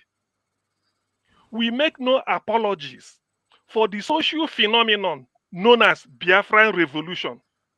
We make no apologies for the social phenomenon known as Biafran Revolution. Rather, we proclaim with pride the inevitability of our struggle, the indestructibility of our people, and the assured finality of our success. It's only a compound fool that we say that Ojukwu regretted. An imbecile, an imbecilic bastard, we say that Ojukwu regretted Biafra. All right, a man who said this, he calm died. down. We are having. Let's have a very robust discussion. So let's just have it. Let's not let emotion take over. Me too, like I said, I lost a lot of people, uncles, relatives and all that. So, but let us just discuss civilly. Forefather, I see you are a moderator, so please be patient with me so that I don't have to jump these people I've been waiting before you came in. Okay. Yes, Mazi, Richo, go ahead. Yeah, Daluno Umuchineke. Greetings, my brothers. This is a great opportunity to say this is a Fulani guy. The one that was talking about my minorities against Igbo people. That's what they call takia. They are used to that deceitful people, and that is why we have problem in Nigeria. No, but Mazi, if you talk that way, we will not be able to have a useful. Hold on. I want you to understand something. Even for me, what he was saying didn't go down with me, but it is his view. And the only way we can understand him, hold on, is to listen to his view. And just like he said, bring a superior argument. KJ, we are here also to debunk him. I'm coming to debunk him. Good. That's what I'm saying. Let's do it civilly. No need for insult. That's the point. Yes. Yeah. But when I say deceitful is not an insult anyway, but fine, thank you. This guy, as we speak, the minorities in the north are going through hell in the hands of the Fulanese. The minority, as we speak, Plateau is bleeding. Benue is bleeding. Taraba is bleeding. Even Zamfara, KB, Niger, everywhere is bleeding. Now he's coming to tell you that the minorities in the eastern region are against Igbo people. What a crap. What a crap. Then we're talking about this is Biafra month. And as an Igbo guy who was born, I was 1 year during the war. I must tell you that the wound, the pain that we Igbo people went through this war, I don't think somebody should not come here and tell us, let's forgive and forget and move on. That's very wrong. Because we have not discussed even what caused the war in Nigeria. Nobody has ever said this is exactly what caused the war and how are we going to live together? No.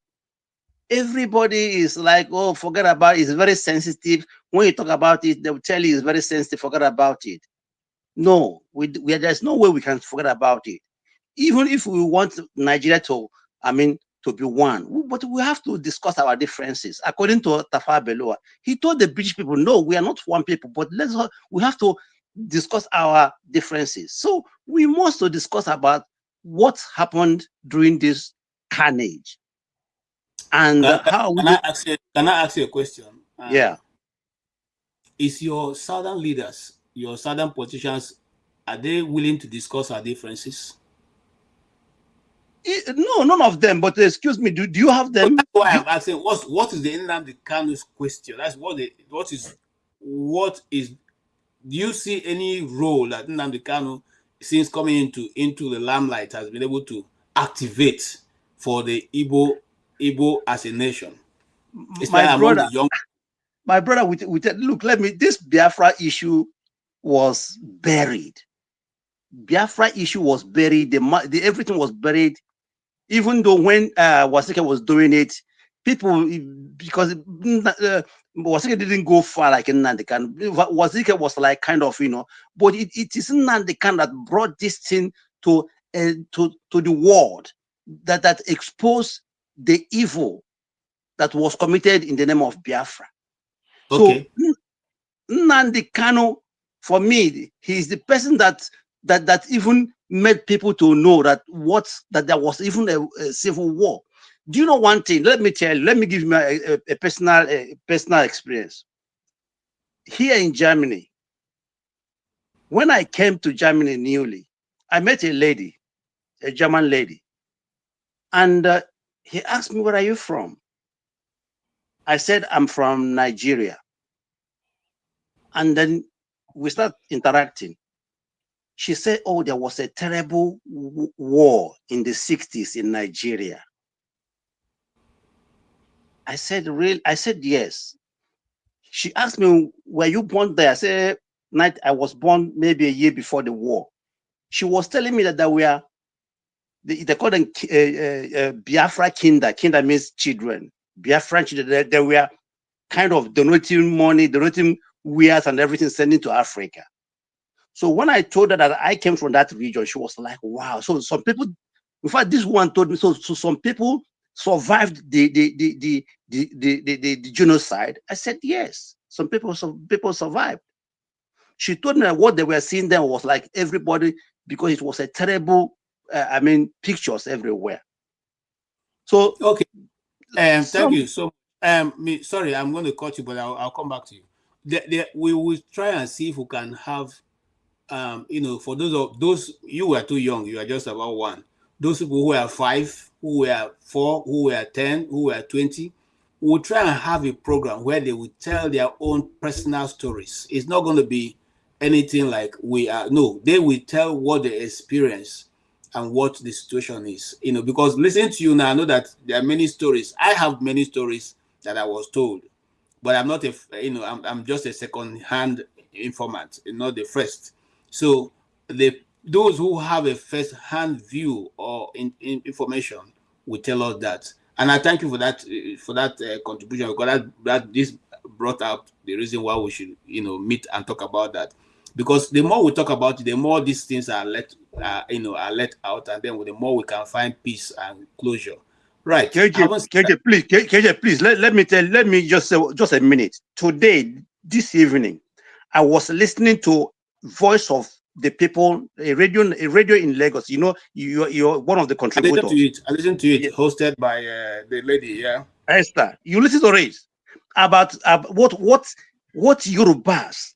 It was about this Professor Akintoye, right? Banja Akintoye. The two gays that were on that radio station, proudly saying that they don't want this country, it's not working for them, they want to opt. Even the Esther was shocked that this prominent two Yoruba guests told her that they don't want this thing, it's not working for them. So assuming that Professor Akinto is a Yoruba man, an Igbo man, this man would have been arrested, because this man has been going to America, to England, campaigning for the Oduduwa Republic, and nobody's arresting him. Imagine if Professor Nwana of Igbo Foundation, Igbo Foundation, imagine if he's campaigning for the Igbo nation today. That man will be rotting in this dungeon. Okay. This is a remark. Thank you. Thank you so much. Mazi Iko. Good evening, good morning, everyone from here. Sorry, let's hear the name. How do you pronounce it? Is it Mazi ICO? Okay, ICO. Okay, I thought it's Iko. All right, welcome. I bring it together. That's why. Good morning from here where I'm residing, and good morning from every one of us we're residing to. I don't know your time zone. I just want to say a few words here, and before I will leave, I've just only play one voice note to summarize what I'm going to say here. So in essence, I want to go back to what my brother here said before, because I was here listening to this program a long time before I could be able to request to come in. A righteous man says something that touches me, about the way they maltreat a certain set of people in Nigeria, which is the Igbo people. A country that's supposed to be for each and every one of us to enjoy. After the war, like what CM said here, there is a triple R: reconciliation, rehabilitation, and reconstruction. Nothing has been done since 6-something years up to today. We are still here today. I want to make one reference and one objection from, I think Oti said something about Nigeria is a nation. Nigeria is never a nation. Nigeria is a British business. It's a British intention. A nation in the making, perhaps. Pardon? A nation in the making, perhaps. Oh, okay. So that's the way I'm bringing this. So what I want to tell all of us here is today that till today, the civil war is still ongoing. The Biafra war has not ended. Whether you believe it or you leave it, Biafran war is still going on. It's ongoing. Yeah, I agree. Still today is still going on. For those that have the inner, like that spiritual eye, will understand that there is still war in Nigeria today. And which people are they bringing this war to? Is Southeasterners. How is it in a country where you cannot be able to express yourself, your feelings, say what bothers you as part of the country you are? You cannot be able to voice out how it pains you. Just like what the last speaker just spoke, Mazi Rico, that from the Akintola or thereabouts speaks in the radio station today. If it were an Igbo man, what will have happened?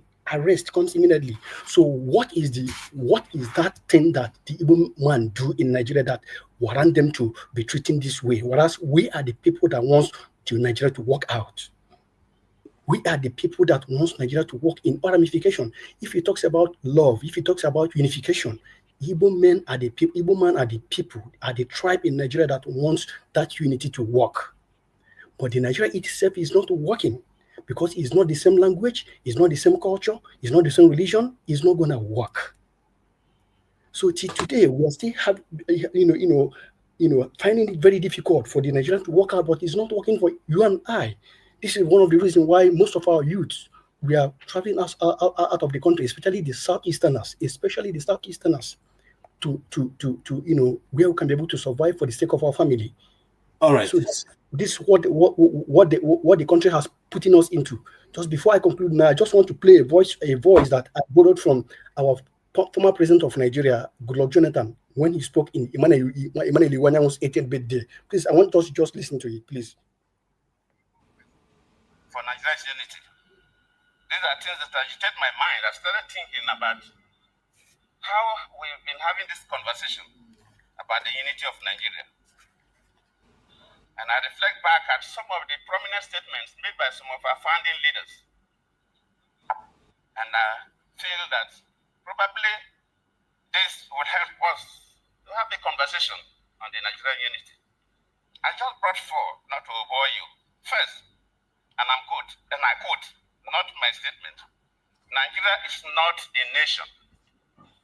It's a mere geographical expression. There are no Nigerians in the same sense as there are English, Welsh, or French. The word Nigerian is merely a distinctive appellation to distinguish those who live within the boundaries of Nigeria from those who do not. This is accredited to Chief Obafemi Awolowo, the former Prime Minister of the Western region. The second one, and I quote, it is true that we politicians always delight in talking loosely about the unity of Nigeria. 60 years ago, there was no country called Nigeria. What is now Nigeria consisted of several large and small communities, all of which were different in their outlooks and beliefs. The advent of the British and that of Western education has not materially altered the situation, and the many and varied communities have not knit themselves into a composite unit. This is accredited to Sir Amadu Bello, former Premier of Northern Region. The third, and I quote, since 1914, the British government has been trying to make Nigeria into one country, but the Nigerian people themselves are historically different in their backgrounds, in their religious beliefs and customs, and do not show themselves any sign of willingness to unite. The Nigerian unity is only a British intention for the country. This is was said by Sir Abubakar Tafawa Balewa, the former Prime Minister. The fourth and the last, let me not bore you. And I quote, each of our three regions is vastly different in many respects, but each has this in common, that despite variety of languages and customs, or differences in climate, all form part of one country which has existed as a political and social entity for 50 years. That is why we believe that the political union of Nigeria is destined to be perpetual and indestructible. This is accredited to Dr. Nnamdi Kanu, former president of Nigeria. So now, if these four founding fathers can say this, what are we here trying to elaborate more? The need is here. What the question and the answer is here already. We have the question and we have the answer. Just let us go. This is one of the biggest reason Mazi Nnamdi Kanu is agitating for Biafra to come, because he has already given the federal government and the southeastern governors, bring them together to step. My friend, it's not as simple as that, okay? Okay, it's all not right. as simple as that. No. Hold on. I've said my mind. Thank you. Yeah, that's your Thank mind, you but it's not so as simple much. as that. Let's be realistic. Hey, come on, man. Thank you so much for your contribution. We really appreciate it. And please, still do come. Don't switch off. Now we come to our host, one of our major hosts. Yes, forefather. Can we have your take before I come to the hunt, hard not. Yes, forefather, your take, sir. Yeah, greetings, KJ, and thank you for having me here and hosting the show. It's a special conversation. And greetings to the panelists and to the chat too, and the viewers especially. This issue is an issue that is quite emotive. A lot of people feel strongly about it. And I am kind of somewhat, I don't know how to describe it, a little bit, I don't know how to put it, but I feel like we have quite a lot of problems to deal with. And I'm finding it a little bit impatient when we discuss some of all these things repeatedly. It's not like we don't discuss it, we discuss it almost every single week. And it's the past. And I feel like if we don't start focusing on the bigger issues that are in front of us, there could be serious consequences for us. Because while you are looking at the past, the future is happening and it's not waiting for you. And the rest of the world is moving on. Just today, I got the figures from the casualties between Russia and Iran, this in Ukraine. And estimates suggest that Russia has lost 1 million men and Ukraine has lost 670,000. But tomorrow, they're going to have a conversation and they're going to move on. But we're having this conversation every Sunday, repeatedly, on and on and on and on. I don't know what it is. And I know these things are quite tragic events. Like we see every day, it's happening in different parts of the world. You see it in Gaza right now. And I guess I'm trying to find out whether there is a point where people that engage in this will say, okay, yes, we can do this now, but let's now focus on actually putting things forward. Yeah, we know this issue is there. When the time is right, we are going to deal with it, but let's keep an eye on the bigger picture that could come and eat us again. Because we do have problems, big ones. Our president is looking to go and borrow $23 billion where they don't tell you what they are going to do exactly with it. They are governing our country into the ground.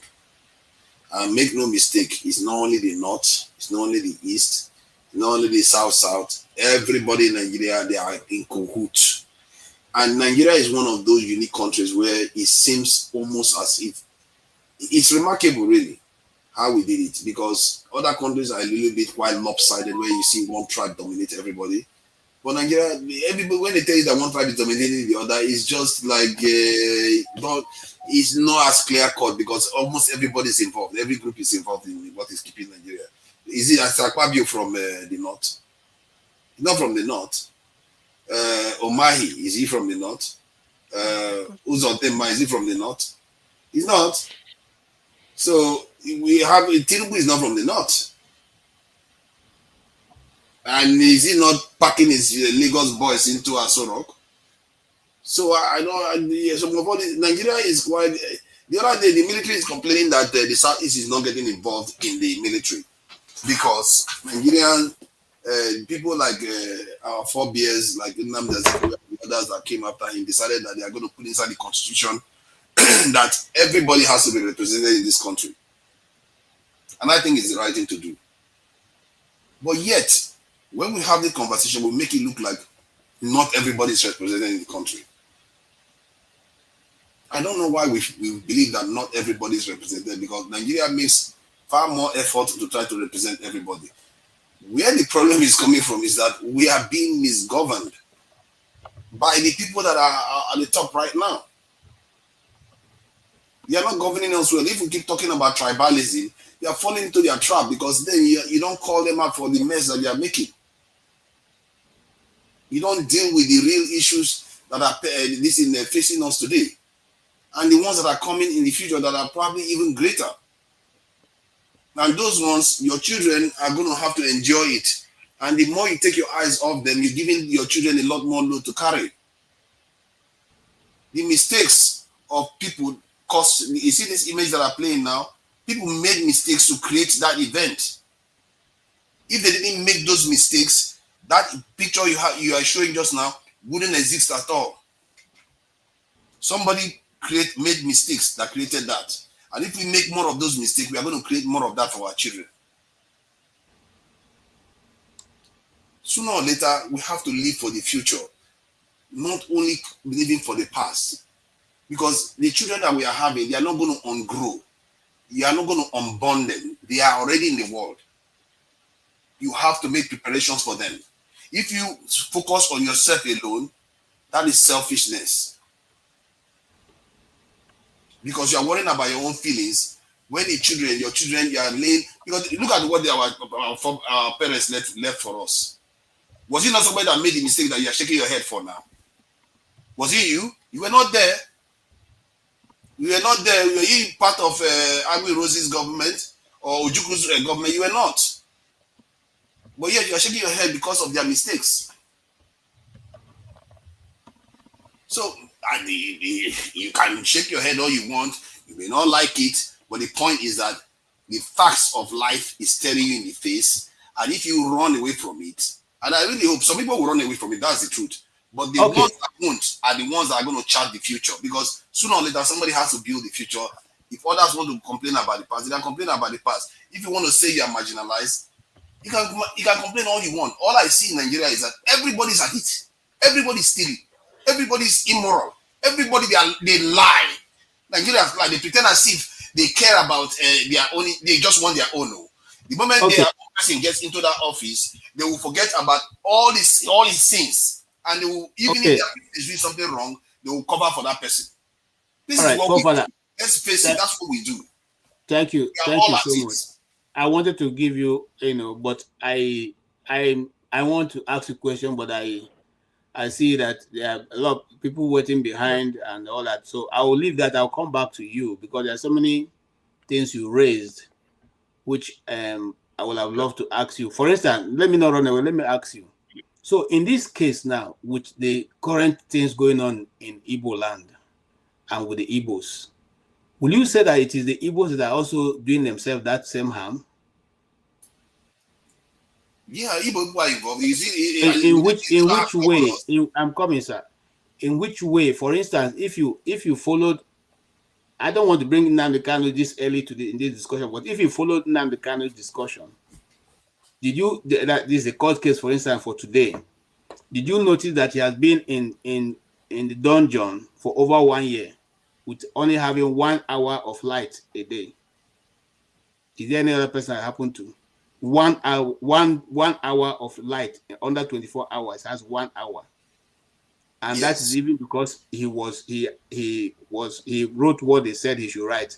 If not, they're going to reduce it to 30 minutes. And you know what that can do to somebody's psychology? Yeah, that's not nice now. I don't know whether that's probably abuse of their rights. Okay. For that, I'm sure you didn't join on time. Let me play this video so that we can all come back to it. Because I want you to also, when you are putting these things and saying these things, let's not look as if the Igbos just like trouble. Let us listen. And of course, after that, I'll come up with something. Let us listen to this man. Will Southeast even have lion's share in any particular project? Mr. President, if this is an omission, it is an expensive omission. The Southeast cannot continually to be treated the way Nigeria is treating the Southeast. Let me give you an instance. Out of the dams that were listed here on the Southeast, Ivo Dam was last funded about 12 years ago with a 5 billion naira spent on it, and it has been abandoned by Nigeria for the last 12 years.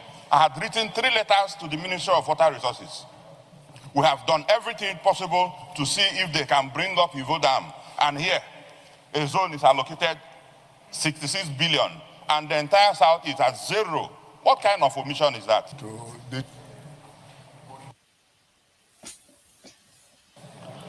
Mr. President, I think we should be very mindful of commenting on the infrastructure renewed of projects, because we should see it holistically. This is just a segment of the renewed hope agenda on the infrastructure. We have a road infrastructure, we have power infrastructure, we have other, let me learn, please. Okay, forefather, I just played that to let you know that this same house had initially denied the Southeast also. About 3 months ago, of the same infrastructural development. The road he talked about, there's none in the Southeast.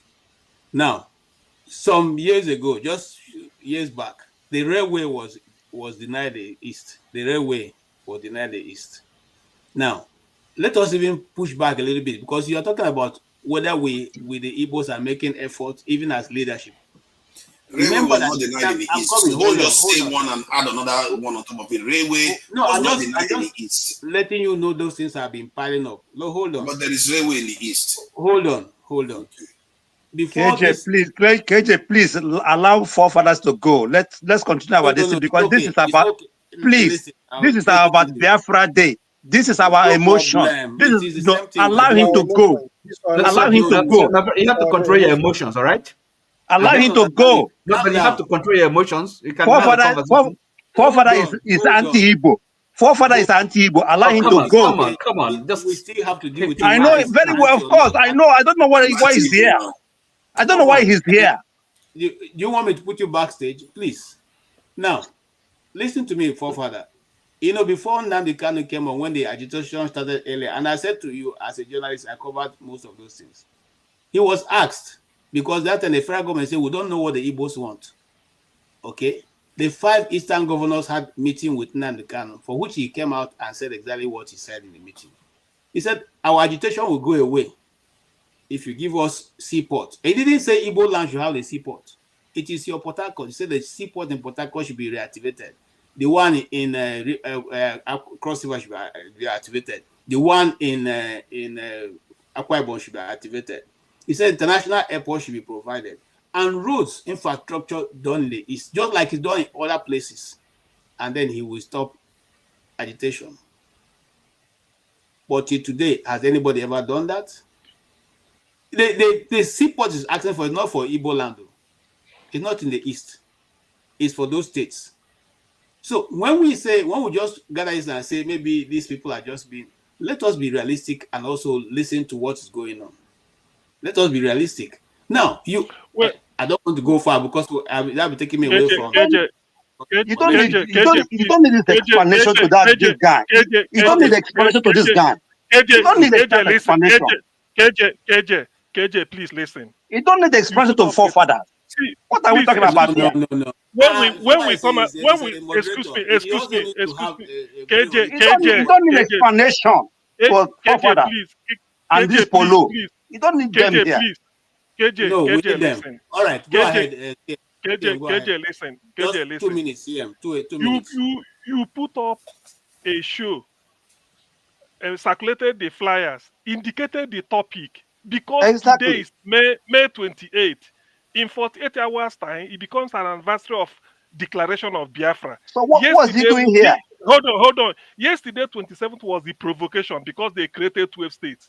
So when we are discussing the issue today, we are not doing it to please anybody. Some people can come the day, maybe next week when we start discussing Nigeria. We bring in issues about Nigeria. For context, in 1896, the British established a railway from Port Harcourt to Maiduguri, from Lagos to Ekaranamoda, or somewhere. Why is it that old railway in Lagos to Ibadan was changed up to Kaduna, Abuja, even to Niger Republic? The one in the east is still like that. When you talk, somebody will tell you east has railway. What nonsense are we talking about? Listen, the issue is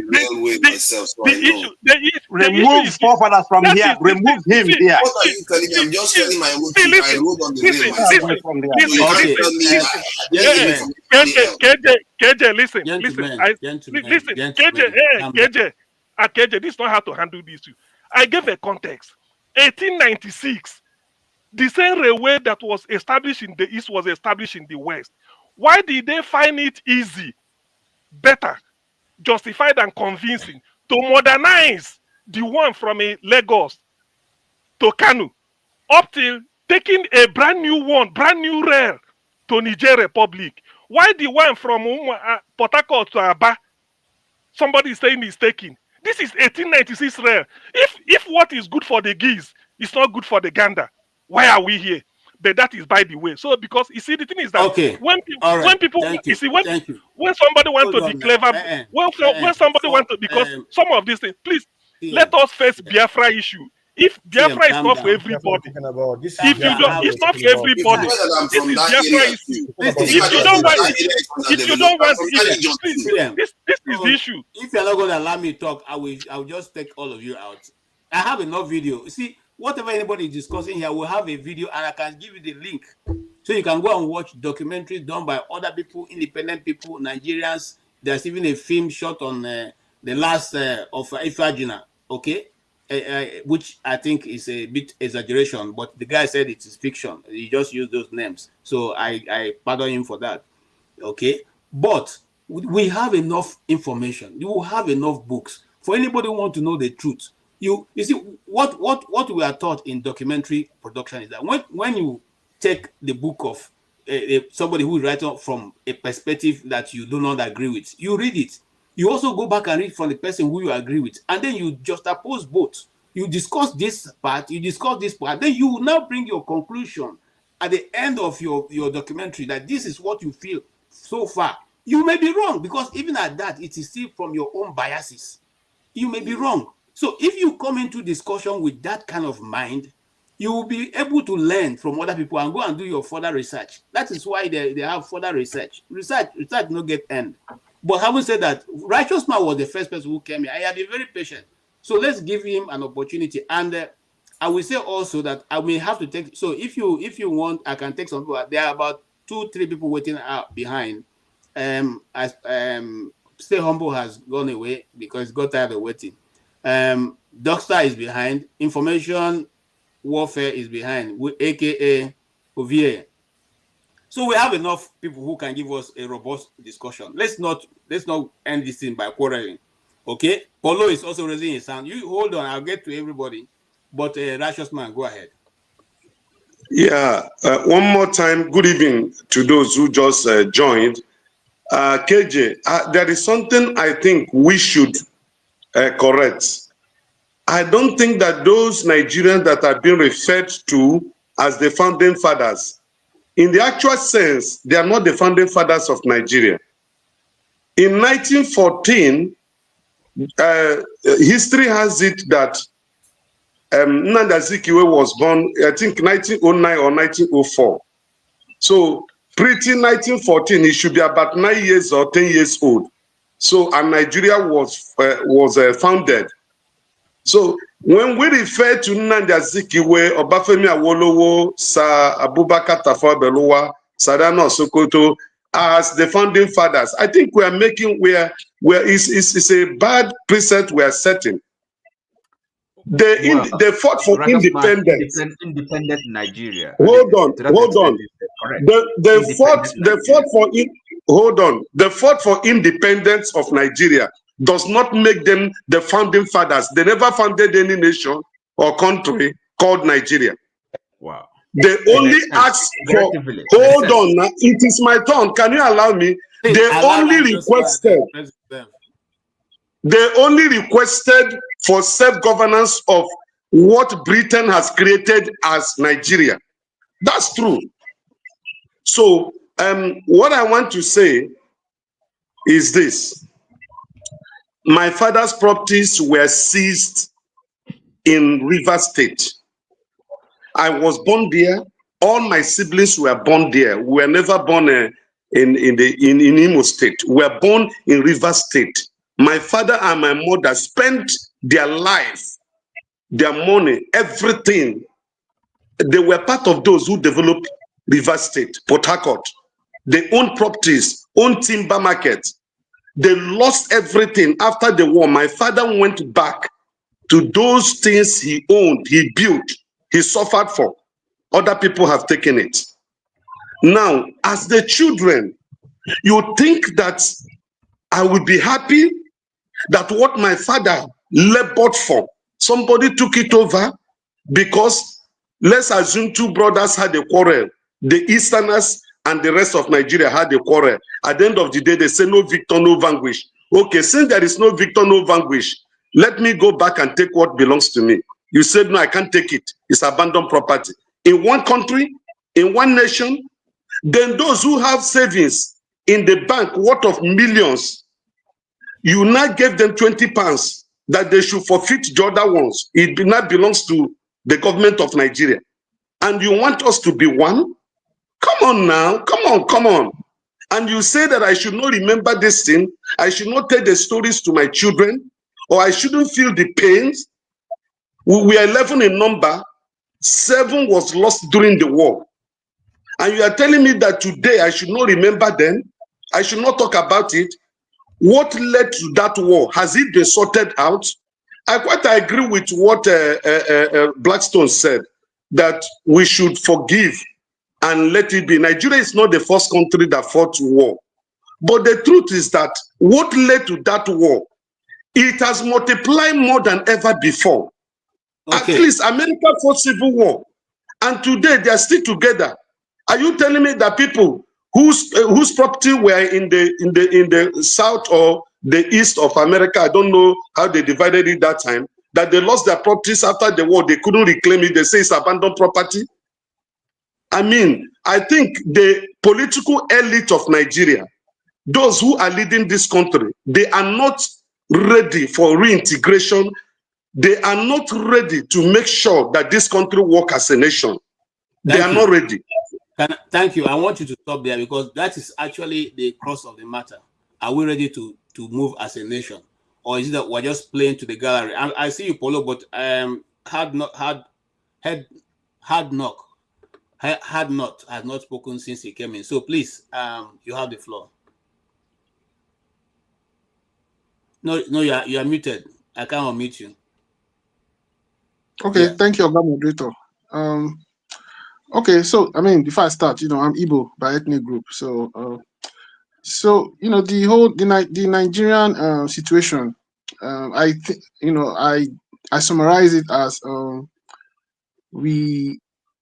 think we've addressed it with a lot of dishonesty, hypocrisy, and cowardice, at different stages.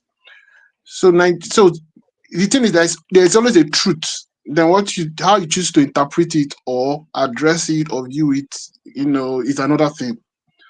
So the truth about Nigeria, that as someone has already pointed out, that it was formed by Britain, and even pre 1914, they were already here in the 19th century, 1800s, dealing with the different tribes, studying our nature, religious, cultural, and everything, and then thinking maybe 1,000 years ahead of how to profit from this area. Now we, as Black people, we are doing our own thing. So there is a martial out plan on how to take advantage of this enterprise, which is what it is for them. But the problem now is that at each stage, when they bring in something, okay, amalgamation, we all adapt and change. Now, the problems we all have at different times is different, but we all think that our problems are the same. Then when it gets to independence, the whole thing is now different again. We all think that our problems are the same, but it's different. Let me give an example.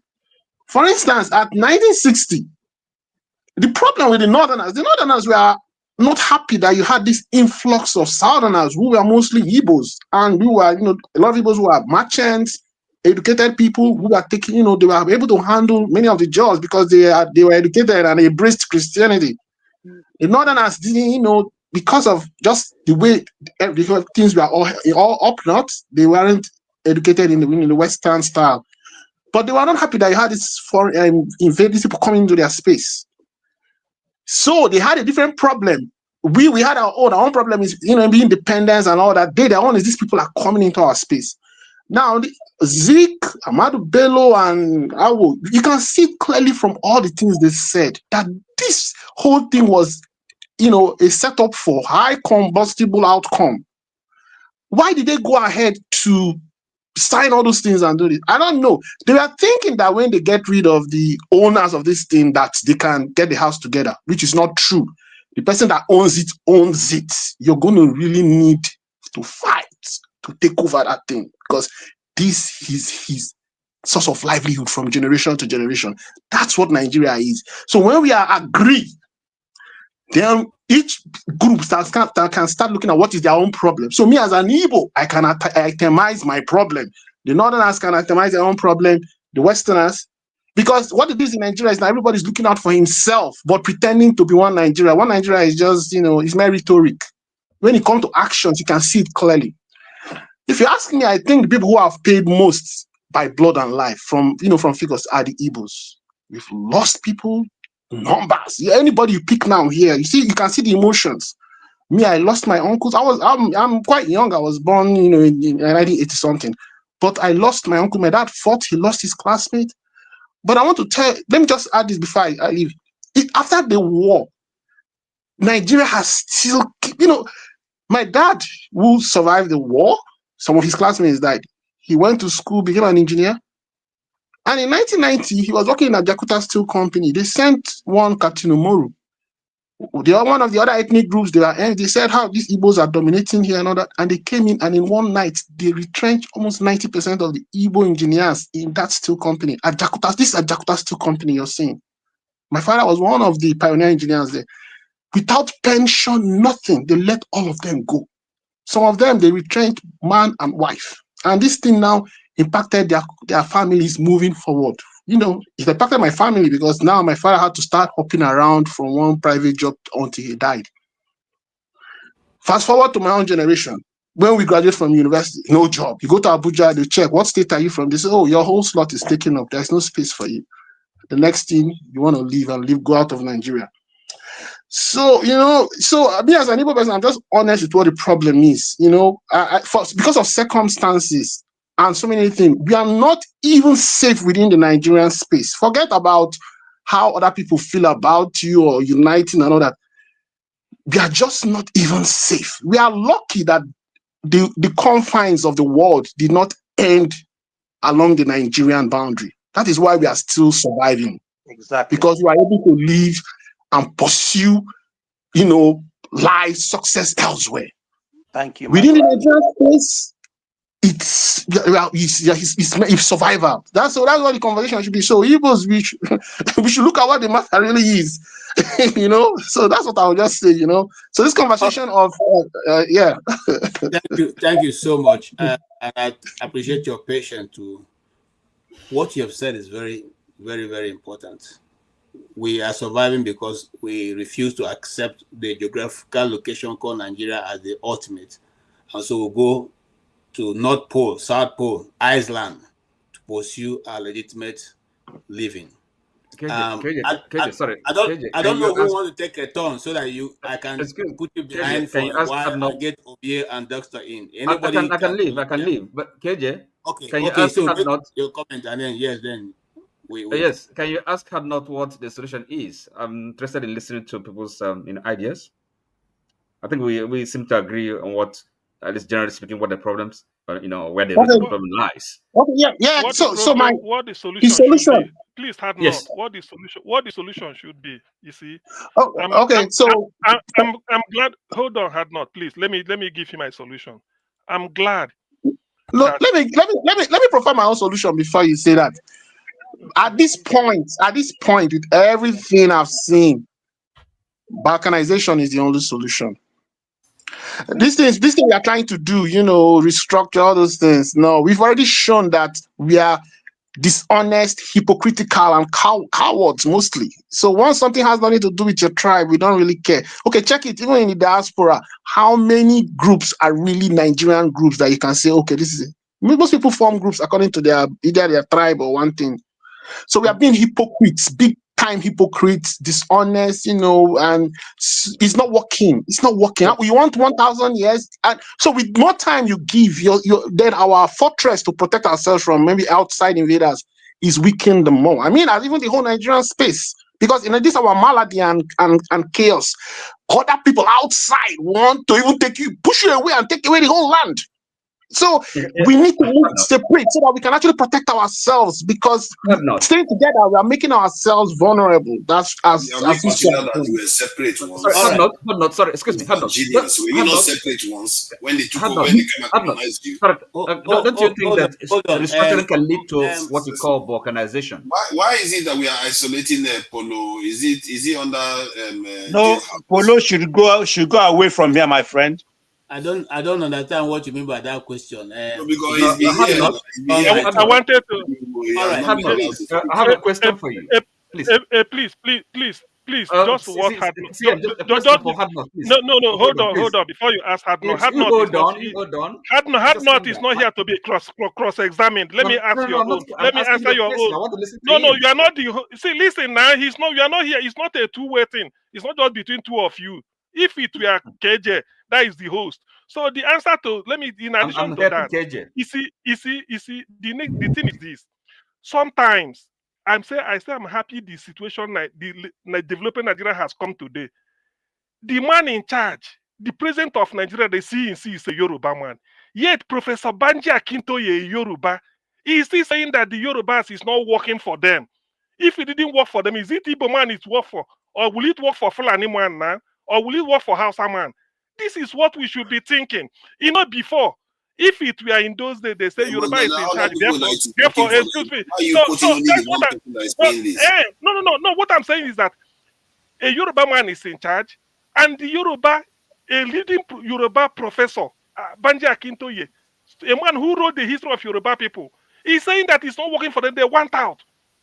What does that tell you? He's not ethno-nationalist. And no. You are getting it wrong. Forefathers, you are getting it wrong. Forefathers, you are living in denial. Forefathers, you are living in denial. You are living in denial. Forefathers. Hold on, guys. If you guys decide to make it rowdy, I will cut off the session and cut it off totally. Please, let's have a civil discussion. I don't want throwing, because when you throw certain things and people are talking, you derail them and they'll talk more. So allow them to land, and if you have any follow-up, I'll give you an opportunity to do that. Okay? Oti, you wanted to tell me that you can ask your question or make your contribution, and then because I like to listen to people, novel ideas. Okay, it's not listen to some people all the time. And it's hard not here. It says something quite I agree with this. So I wanted to pursue it further. That's why I asked him what the solution is, and he said balkanization. And my follow-up question is this: I'm just telling him that what people call restructuring can actually lead to balkanization. They're not saying different things, because restructuring, it depends. To what extent? Are you with me? So restructuring is something that is generic. It can be anything, right? So it does not exclude balkanization, if you like. And it's the same thing that CM is saying. So in effect, we're saying the same thing. So if we at least attempt to listen to each other, we find out that we are on the same saying the same thing. It's just a matter of how do we go from from 1 to 2. Okay. All right. Thank you so much. Can I now? Are you going to? You are agreeing to be backstage? So for yeah, that's fine. That's fine by me. I don't need to speak. Thank you so much for that volunteering. Thank you. Please don't go away. We want your views. KJ, at least, please, 10 seconds. I know when people say something, they say it's the opinion, they're entitled to it. Today in UK is Wednesday. It's Wednesday. You cannot tell me today is Monday and tell me it's your opinion. I will challenge it. There's different thing. You cannot tell me that today is Monday in UK and you tell me it's your opinion. I will challenge it. So some people cannot just come here and come and spew pure, pathetic falsehood, and they feel that it is the opinion. Somebody will take you up on it. Exactly. Yes, I agree with that. Please do take the people up when you have your time, so we can have a very robust discussion. Thank you. Thank you, Oti, for volunteering for some time out. We have Duckstar come and the Ovie, aka New Information Welfare. Duckstar, you've been following for a long time. You've been behind both yourself and Ovie, and I appreciate that. Please, can you now give us your own idea of what we have been discussing, in the next 3 minutes? Yeah, thank you, KJ. Yeah, thank you for the discussion, KJ. What's interesting is today I was listening to the news. I think for the first time, Germany have admitted to genocide that they carried out in Namibia back, I think, in the 18th century. What I find very interesting is that we Africans, we don't seem to want to take responsibility for our actions, and that's the reason why Nigeria is the way it is. See, Nigeria would have moved forward as a country after the Civil War, but unfortunately, Nigeria decided to live in a lie. The country, the leaders decided not to take actions, did not decide to accept their actions that were wrong, that led to the Civil War, and they now spewed the lies to generations that just believe that lie. And unfortunately, the thing about lies is that it just keeps on piling up and it won't work. That's the reason why Nigeria is not working. Look, Nigeria as a country would have survived if, one, after the Civil War, the perpetrators actually came together and said, please, we are sorry, we have done wrong, and they make a conscious effort to do what is right.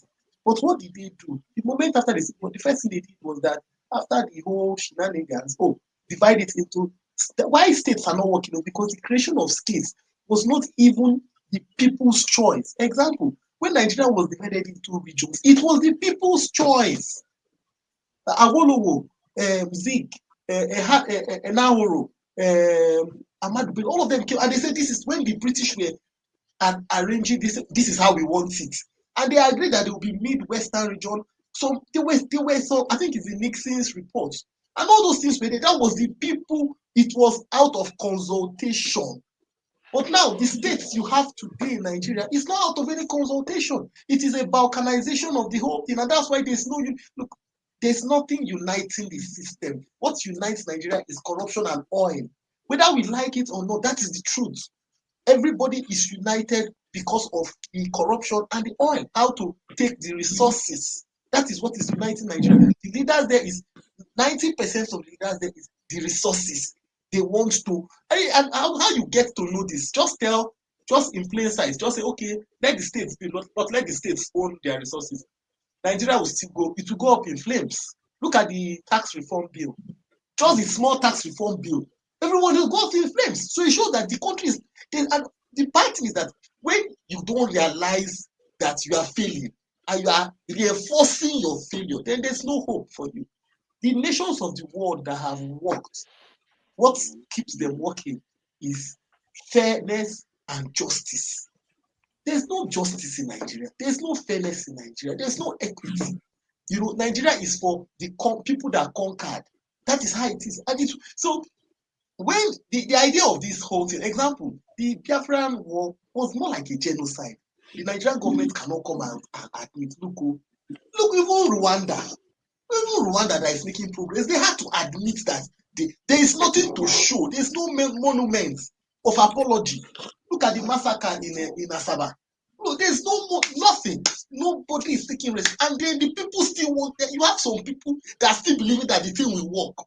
I mean, how can you be running? Like they say, if you are going in the wrong direction somewhere, no matter if you say, because I have gone very far, let me continue going.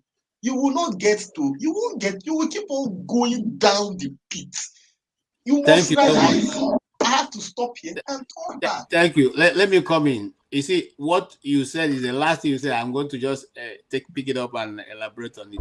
So if you leave Lagos and you want to go to Calabar and you face Sokoto Road and you keep going, but you have gone far because you got to Niger. Let me just keep going. I'll get there.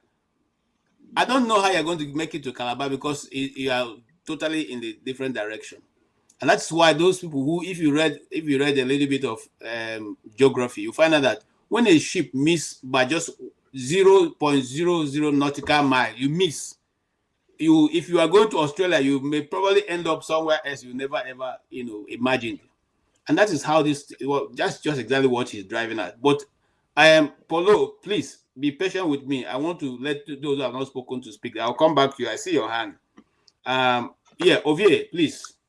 Go ahead and make your contribution. You have 3 minutes, sir.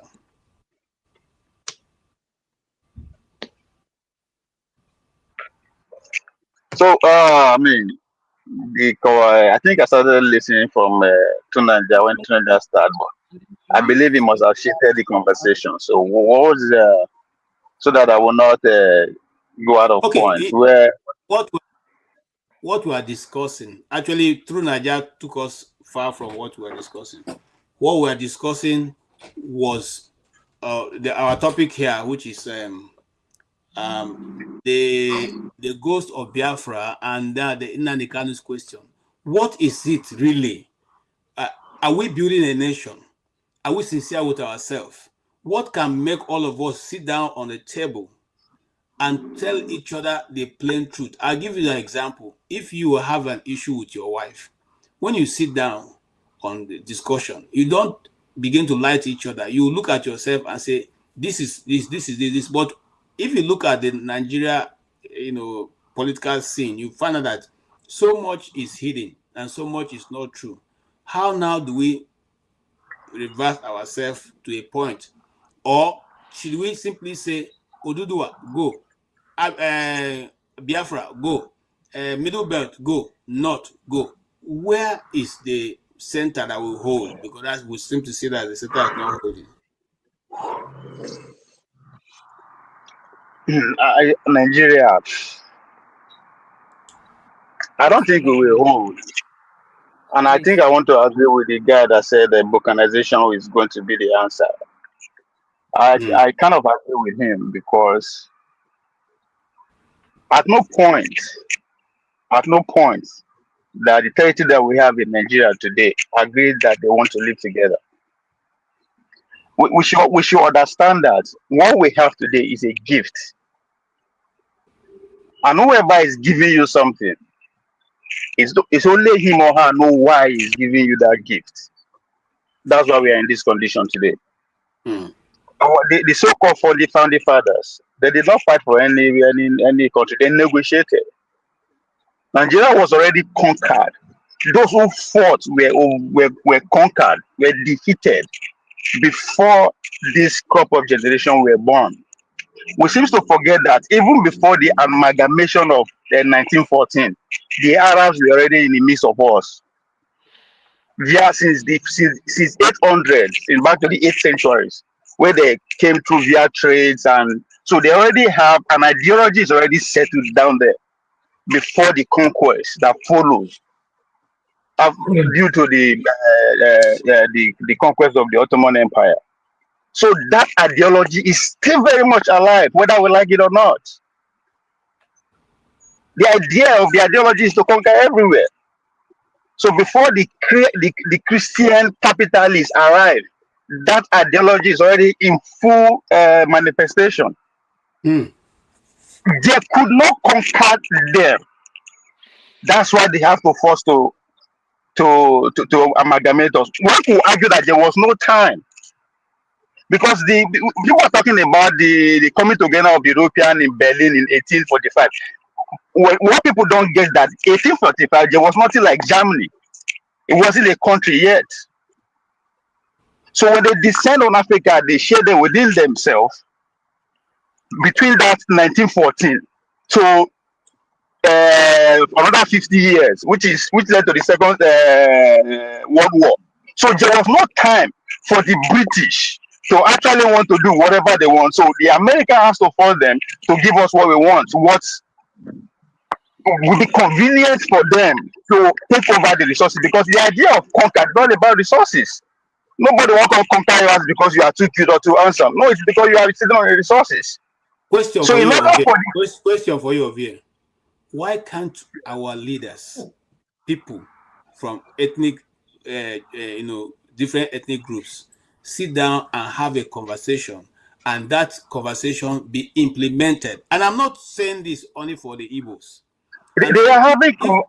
If we are truly interested in nationhood, why can't there be a conference of ethnic nationalities? Agatuman, what do you want? Igedeman, what do you want? That has been tried. The Sovereign National Conference has been tried. That's not even the point. That's not even the answer. Yeah, the implementation, that's what I'm saying. Those conferences that came out, why wasn't it implemented?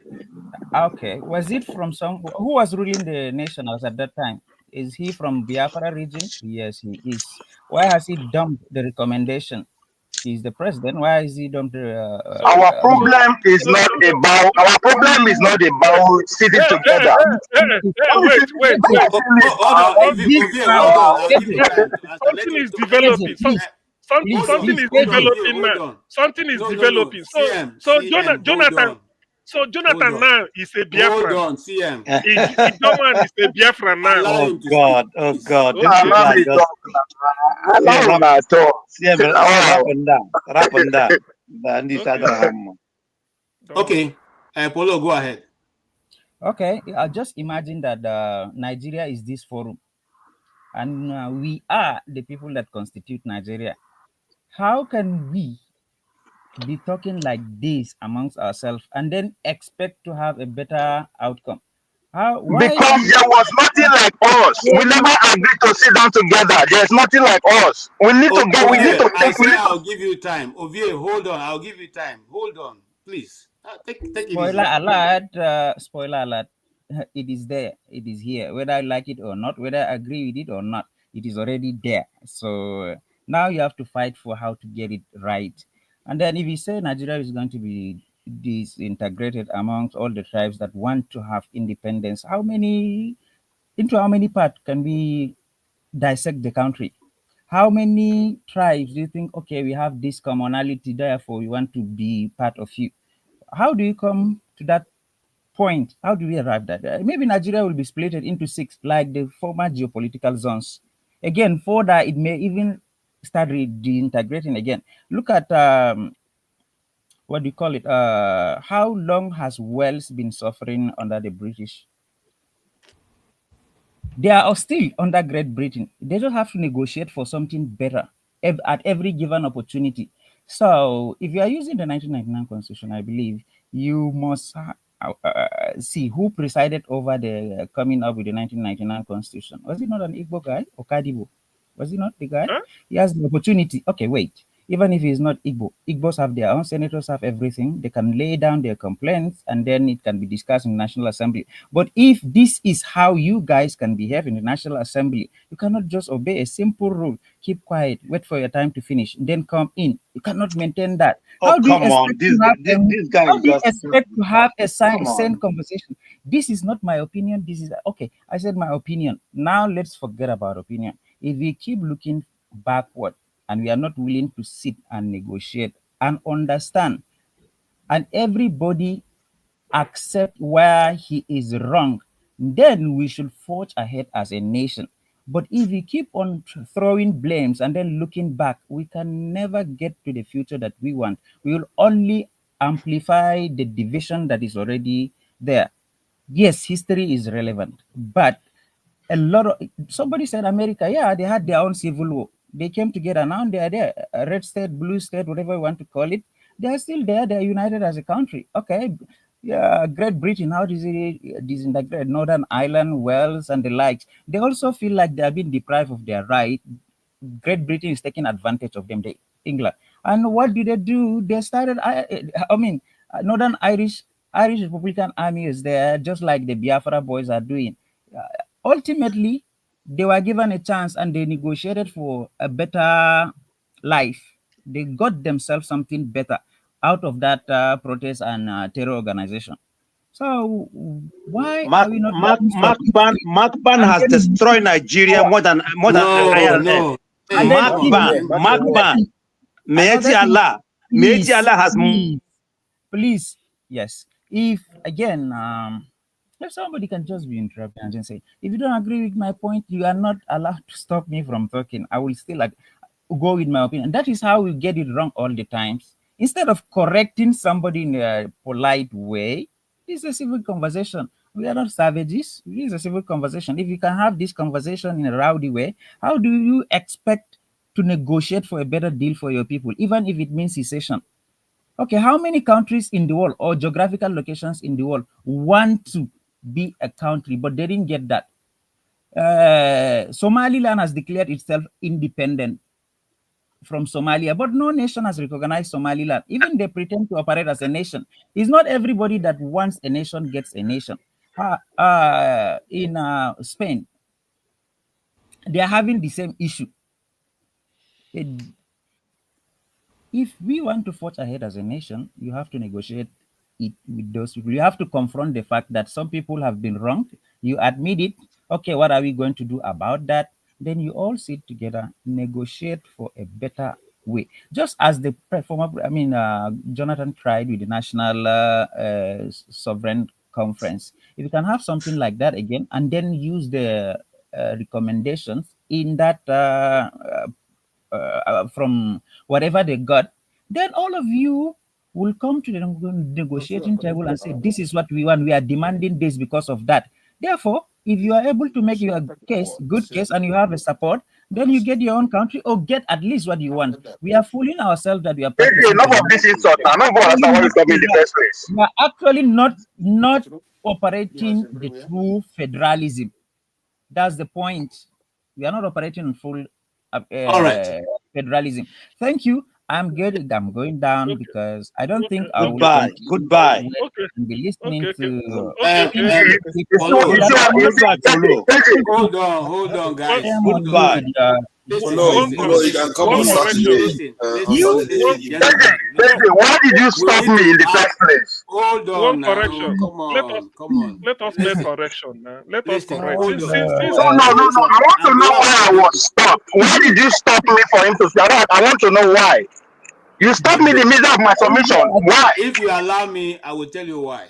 I said Thank you. when he finished speaking, I will allow you to respond. That's what I said. I'm not crazy now. I'm looking at everybody. Of course. So go ahead and make your own. He has given his own idea. That is That is not a response. That is an insult. If you can just see a name Can and I then finish? You have made your point. Can I? That's how we are brought up. Like, okay, once you see Okadi, we assume is a Igbo guy. I thought you had made a submission. This is excuse me. the place where our identities. You don't know who I am because I wrote it. That doesn't mean I'm the one. You didn't use your name, CM.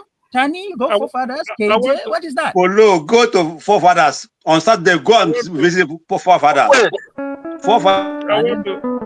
I want to make a correction. Okadi never presided over any constitution.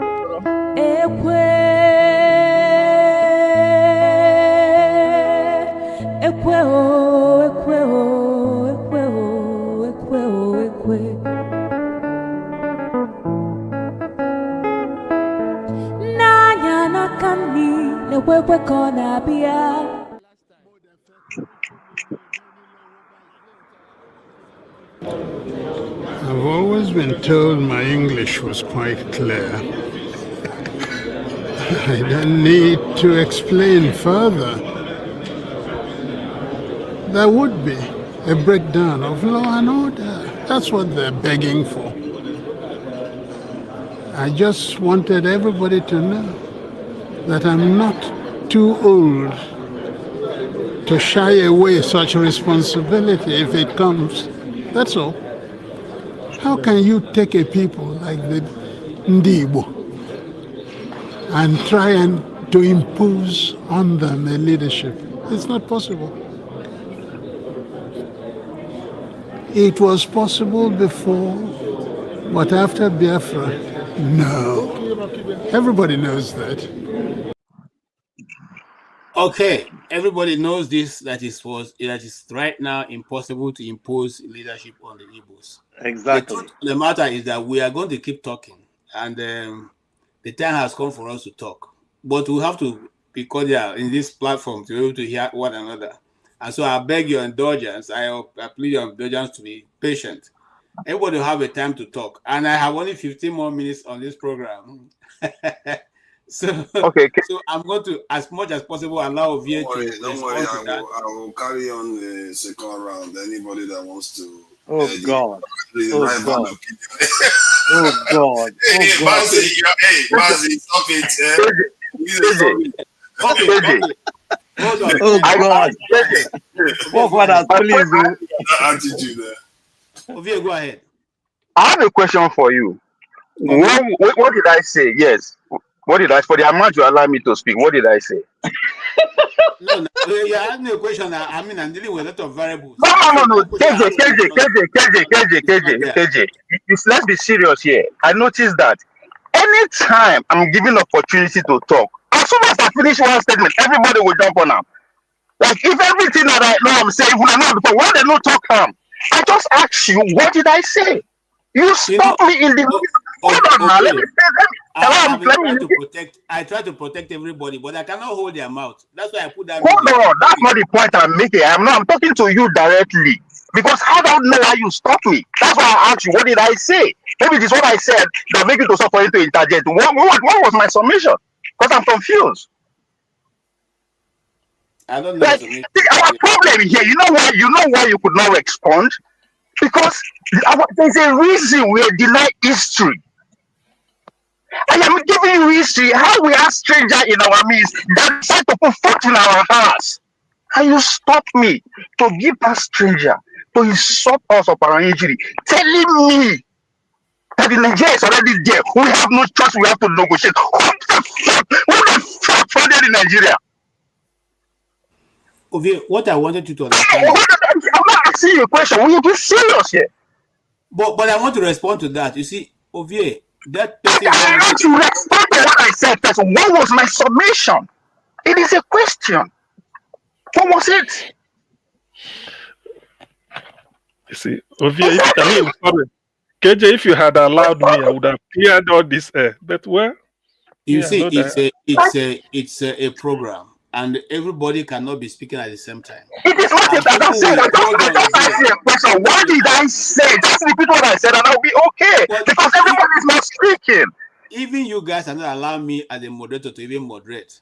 So no, hold on, KJ, you give me the floor to speak. I was speaking. Everybody was quiet. You just stopped me. So I'm wondering why. So what did I say that? It was you who jumped. Oh God. Okay, let's leave that. This is not the first time you've been around when people interjected. Come on, man. I'm not talking about interjection. I just remind me what I said. It's as simple as that. You need to. You remember what you Can said. you remind him what you said? It's not about me remember. Why? Because there's a reason why I was. Hold on. Okay, let me tell you why I was interjected. Hold on now. Let me tell you why I was interjected in case you don't know, KJ. I was interjected because I was giving. Hold on now. Let me tell you. You're taking us in a stranger. No, now the first time the attack can hear me this. What do you know about that place where for women I don't know? I am giving you history. What you bring and come? That is why he interjected and stop it. You're going to tell me about 1990s. Who cares about 90s? Who cares about the Senate president and all that? Who cares about the Nigerians? Who put it together? So the person that interjected, know why he interjected if you did not know. And that's our problem. He is telling us that we have to negotiate. That's our wants. Who the fuck are you for me to negotiate with you? And that's our problem. There's God on the table that we have to negotiate. When you put God on the table for negotiation, what choice are you giving me? So our problem is not now. Our problem is history that they did not teach us. How did we come together as one? If we don't answer that question, nothing will progress. So that is why he interjected. Tell us we have to negotiate. Negotiate. What are you negotiating with? What are you bringing on the table that we have to negotiate with you? Who are you in the first place? A stranger join us together. I'm trying to intervene that stranger. I tell him I have to negotiate. When I'm still under the shackles of that stranger, it is because you two are a stranger. So when somebody is interjecting, we should know the reason behind the interjection. Because it did not come to contradict my history that I was saying. But I tell me, no, we have to negotiate. And you guys are listening. Tomorrow you ask me, what can we forward to talk? Based on what? What is the criteria? If you allow me 30 seconds to just join to help this you. Informations are bound. Please, Ovie, borrow me 30 seconds. You see? Okay, no. Before you say what there are a lot of lies. The guy is just spewing lies. That's why I said, if today is Monday, somebody cannot come and tell me it is Friday, saying in your opinion. That is what I meant. When I say if today is Monday, somebody will come and tell me today is Friday. After all, my opinion. No way. I can't take that. I can't take that nonsense. Okadibo never presided over a constitution. In a democratic setup, the custodian of the constitution is the commander-in-chief, the president, not Okadibo.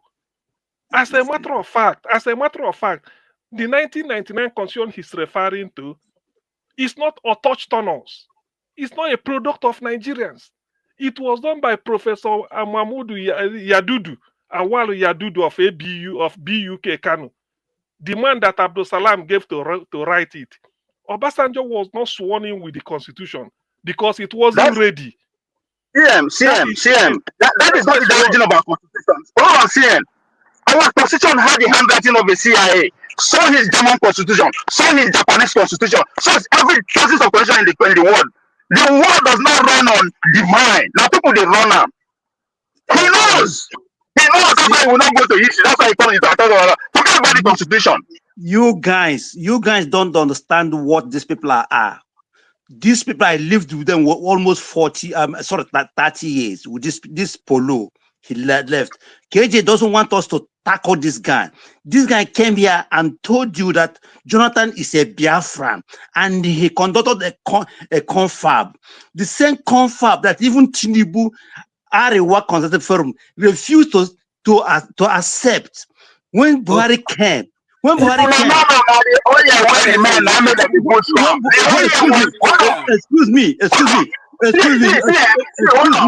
Let me finish my time. The issue they do to us. Oil was discovered in the Middle East first, in the 17th and 18th century.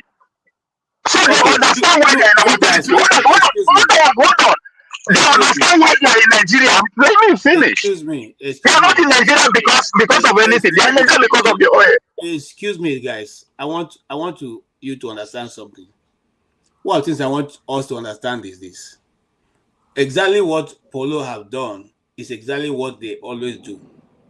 Now, you cannot discuss with this guy with emotion. You see, he controls his emotion. Even though he may be very angry, but you can't see it on his face. KJ, you are not being fair. Hold on. No, KJ, it's not fair. No. We are getting emotion towards you, not him. He's not making any sense. It is you that are being controlled, being used, that you don't understand. Hey, Ovie, how many people are you going to shout out? There are hold on. There are more than 30 million of Polo who believe what he believes out there in the street of Lagos and in the hold on. KJ is right. Hold on. That's our problem. You understand? You are looking at what you are seeing today. You can never understand today. I'm telling you, oil was discovered in the middle 17th and 8th century. So before they were coming, they know we had oil. That's what is bringing them. If you think they're not get to it in our lifetime, I swear to God, my freeze. You are not paying attention. Listen, you are not paying attention to what is going on in the world. Are you going to moderate a program also? Hold on now. I am just attacking you based on the technique. What is up? I'm not easy. This is not the first time. But you think we should have a conversation. I'm giving you the reason why the conversation can never be had at any place. I'm not agreeing to cooperate with the moderator. There are many people who are sitting here who have not spoken. They are just waiting for you, and you are the only person. Look, this Mazi ICO. I have been sitting here since. You don't want to agree that it is your fault that make me keep talking. Now you confirm now. Admit your fault first, so we can move forward. That's why we are in Nigeria. You don't want to admit your own fault. It is not me. I keep talking because you spoke up along the way. For moving forward, you are the one who's stopping us from moving forward. Chim is here. He's not spoken. How many other people are here now? Come on, guys. Anyway, KJ, please, next time, if this Polo is coming, to be honest, with all fairness to him, he's far below par to come here and be talking. He knows next to nothing. Even the history, he knows. He just comes here. He may think he's making sense. We're in a platform where we're following a discussion. Please, maybe next time let him find his level somewhere. He can't come here and be talking. How can a German? How can Jonathan is a? Okay, let me put it up for you. Don't worry.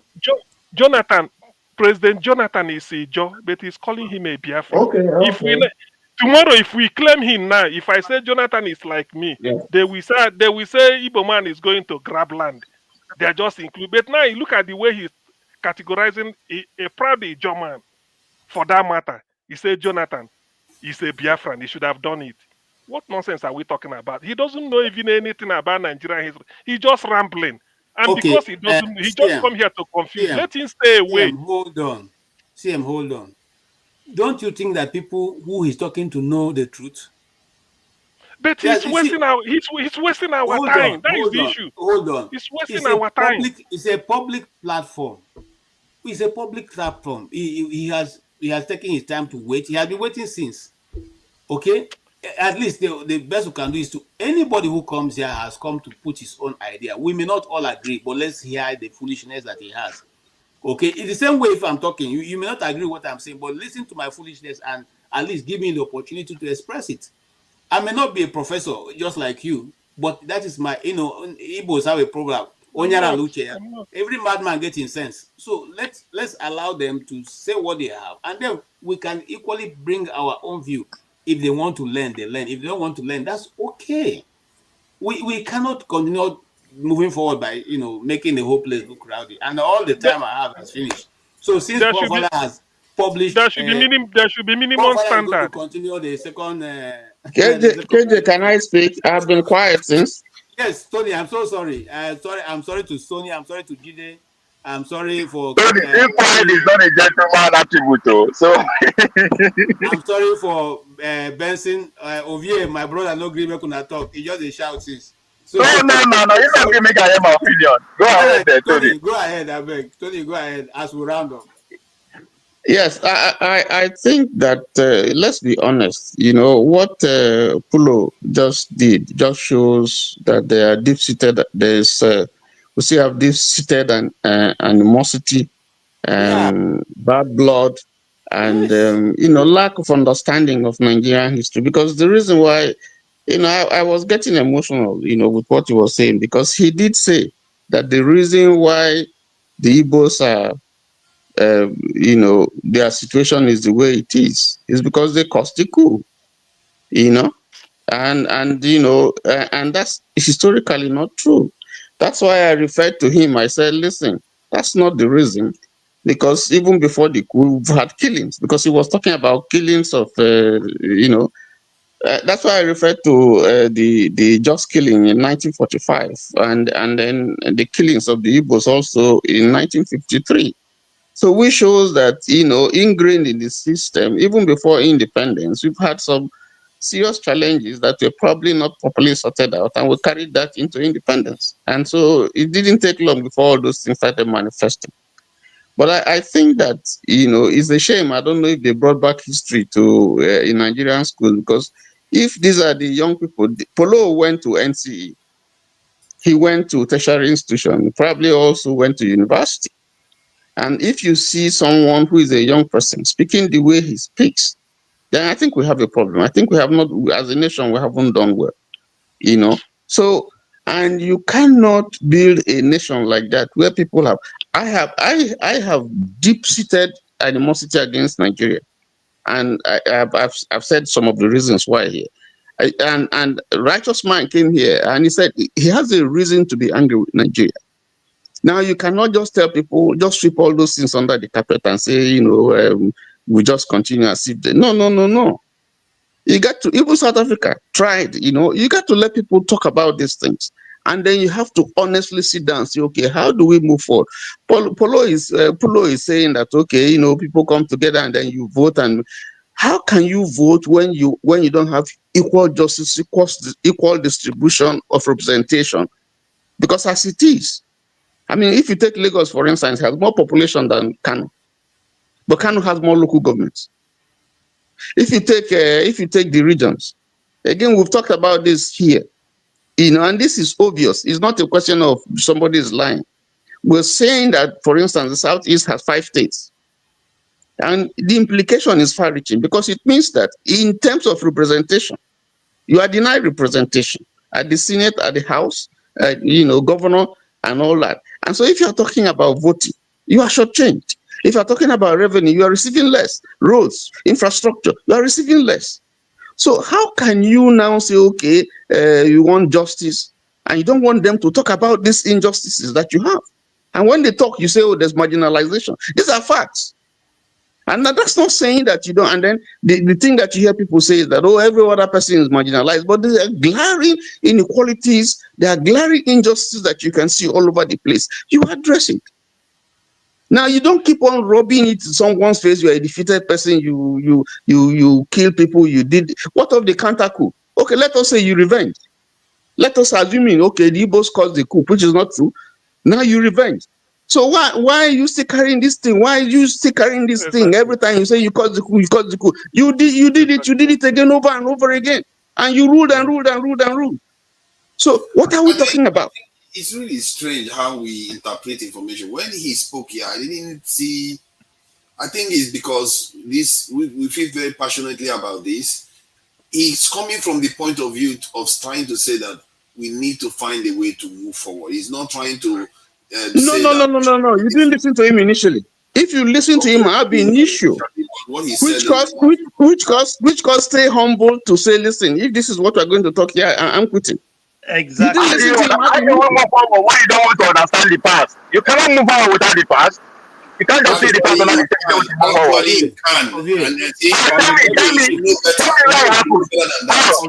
Germany is living in the past. The volume of Germany living in the past. Is China living in the past? Listen, this is about Biafra. We are here to discuss about Biafra. We not discuss this thing. Germany is not a free nation. If you want to educate you, I will. Gentlemen, what do you mean it's not a free nation? Are they No, living in father. the past? My brother, they are not living in the past. If you want education, today, even after speaking, I will give you evidence of today news that it's not a free nation. What are you talking about? I said something else and you're saying something else completely. I'm talking about Germany is not a free nation up to today. Excuse me. Did I say that? I live. And listening to the stories of Hold on. officers They're moving and the forward men because who they're have not talking taken about the the past events anymore. of West and North it became clear that coup had been planned and led by Major Murtala Mohammed and Major Kyari and carried out by a range of margin officers. He soon knew that Ironsi was dead and that the coup leaders were inside Ikeja barracks. All right. It became plain from his stream of growing information that if the coup had any political intent, it was aimed at pulling the North out of Nigeria, for fluttering above Ikeja barracks was a new and strange flag, the flag of the Republic of Northern Nigeria. It remained there for 18 days. When he telephoned Army headquarters in Lagos to try to speak with the Army Chief of Staff, Yakubu Gowon, he found his officer had left. In fact, Gowon had already arrived at breakfast time at Ikeja barracks that morning of 29 July and was closeted with the leaders of the coup. By sundown, it was plain that seizure and killing of Eastern officers and soldiers was going on in army barracks all over the west and the north. This pattern went on for 3 days. The coup leaders locked up in Ikeja barracks with only Gowon shuttling between Ikeja and Lagos City. The flag of secession fluttering over the barracks, while the awful killing of Eastern soldiers and civilians went on inside, and more killings going on elsewhere as the army, last bastion of national unity, tore itself apart.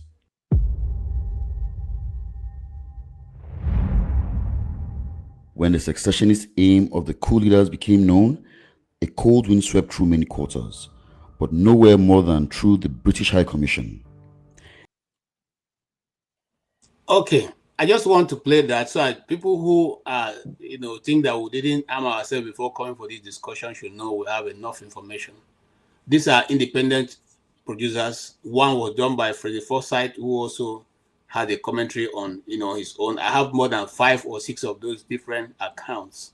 Even some documentary producers like myself who did their own account, but they reduced it to just the final days of Ifajina and Ojuku before as a theater artist, I know they try to dramatize it, and at the end I was happy that he said that these are fictions, not actually the exact word or what actually happened. In any case, I just want to say this. You see, it's difficult for us to keep deceiving ourselves, whether we are for the Biafra or we are for Nigeria. Something got to give. And what is the thing that got to give? We cannot tell ourselves lies. We can't keep telling her, you see, look, I didn't fight the war, but now I'm feeling pained by what I see. As long as those things keep happening, my son will grow up and ask me, Daddy, why am I not able to, get foreign funding, get funding from government, or get this or get that, and that anger will go from generation to generation. The Bible puts it this way: once it goes to a third generation, it becomes a principality. Okay, it becomes yes, a principality, and after that, it becomes what? It becomes something that will not go away again. So, gentlemen, no matter how you feel about it, we need to tell ourselves the truth. It's either we want to be a nation or we want to all go. And, Mr. Polo says something which I hear a lot of people say. How many countries do you want to divide? How many will people be? There are some nations in Europe that are less than 2 million people, and they are still a 1 nation. million. 1 million, sir. I want you to go to. Let me just share something quickly that I Hold on. I'm rounding up, and then after that you can start to and do that. Now, the nation of Estonia has one of the advanced technologies in Europe, and they are less than how many are they? How many are they in Estonia? And they're doing very well. About 4 million. Yeah. So there's nothing like Estonia. Hold on, there's nothing like Estonia technology. Those are transfer technology from America. Get your history point. I didn't say that. I said they are one. They transfer. They were able to. People when they free, they invent technology. People when they free, they invent technology. Go and read your history. If you are not free, you cannot invent technology. Come on now, don't do that now. Come on. The Japanese all are right. inventing stuff. Since I cannot no longer be able to. You know the history of the Japanese. You want to go to the history of the Japanese? Yeah, they are not free, but they are inventing technology. That's my point. I'm just trying to correct. What is the Japanese technology? How it starts? All right. And why they never go forward since that time when they start out? You really come for fight today. You're all. Yes, because this is the weapon of today is misinformation, not be gone. What we consume. If you don't know more now, that's why you form that name, information warfare. That is the revolution that we are in today, not be gone again. That's why for this celebrated to they give us freedom. Second, our ancestors will be ashamed of us. But when we treat with the tongue with our mouth, it's 2025. All right, guys.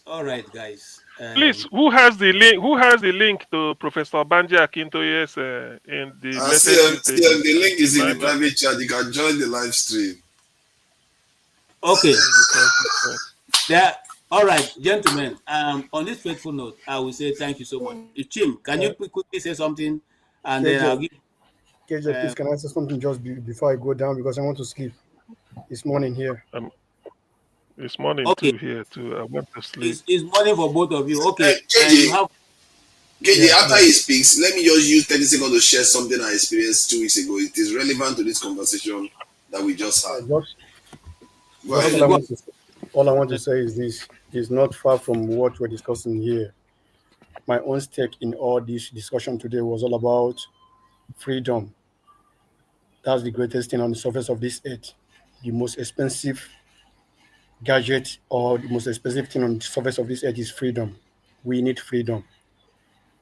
If Mazi Nnamdi Kanu, whom KJ said something about bringing the federal government and the southeastern governors to tell them this is what we want, this is what, if they can be able to put this in order, I will drop the agitation of Biafra. Until today, no one has questioned those things that Mazi Nnamdi Kanu has given to the federal government, that this is what I needed so that I can drop this agitation. They did not do it, and you expect him to drop it? It's not possible. So all I'm saying is this: go back, like what Jonathan said here before when I played an audio. Before Nigeria, what was your name? That's who you are.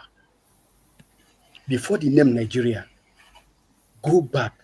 What was the name of your forefathers? That's who you are. So in essence, what I'm trying to summarize here is this: what we need is freedom, and that freedom is Biafra. Either the government give us the freedom or the Biafra, or we take it the way we want it. That's the only thing. That's the biggest thing. One of the reasons why Nnamdi Kanu is still holding him upon his truth, and that's the only thing that we can use to conquer the Nigeria. Nothing but the truth. Thank you so much, and have a Thank blessed you night. so much. And that's what Nnamdi Kanu said, that he is going to use the truth to conquer Nigeria. And so far, he has lived up to it. All right, Jim. Yeah. Well, let me just say one quickly. While I sympathize with the developmental issues of the southeast and south as experienced, because you can see the shape of Nigeria is because of a form of tribalism or some geopolitical, the arrangement of the country because of Lagos being in the southwest region, so you can see development moving in that direction. However, this idea that what existed before now was any better. You forgot what happened when we had that. We were colonized. We played this game, we lost. We were colonized, and the future has even rushed towards us right now, and we are still trying to go back to a game that we lost before. Secondly, I was having a conversation with South Sudanese just last week. The first one you were wrong, but go ahead. Yeah, I was having a conversation with South Sudanese just last week.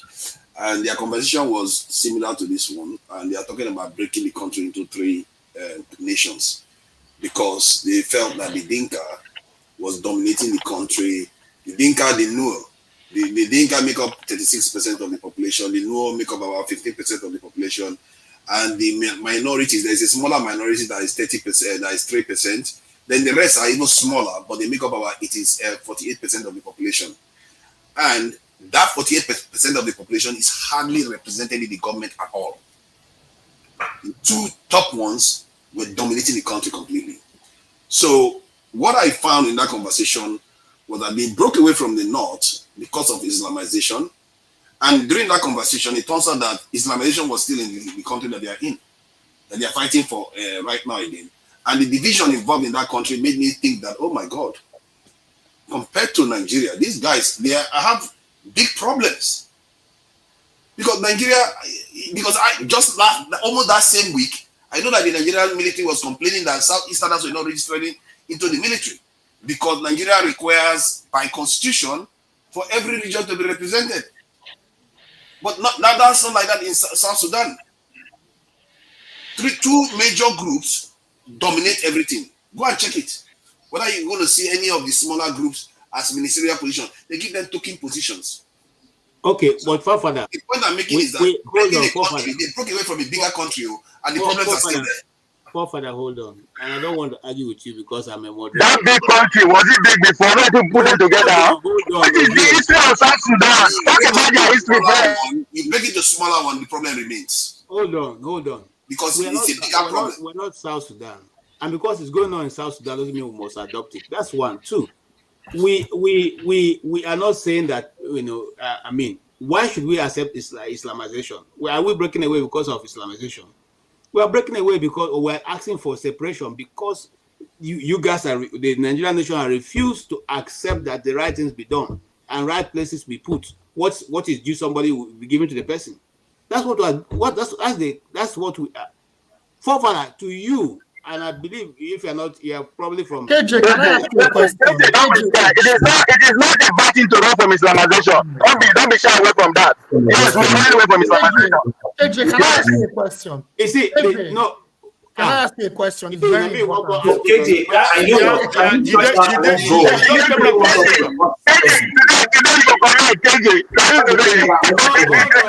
my KJ, I should not have forced to talk. Join the next stream. Emmanuel Benson, you should never say anything here. You can my friend, I don't want to join you where you are. I don't want to join you where you are. We are coming. Oh my blessing. He's going to come there and start making noise. So, I don't want to join where you are. If you guys are not going to allow me to talk, I will shut down the whole thing now. Did they want to talk now? Allow you to talk. Yeah, no, did they just come in now? Let me keep quiet. Okay, thank you. Chim, do you want to wait for the next stream? I want to make your contribution quietly before I leave. No, my dear, there's nothing to contribute. Everybody should go home. That's what I mean. Dismiss Nigeria. Okay. Anyway, KJ, to be honest with you, let us not laugh over this issue. discussions about Biafra is serious. It's about human being. This is a month of Biafra. We prepare to have a serious dialogue.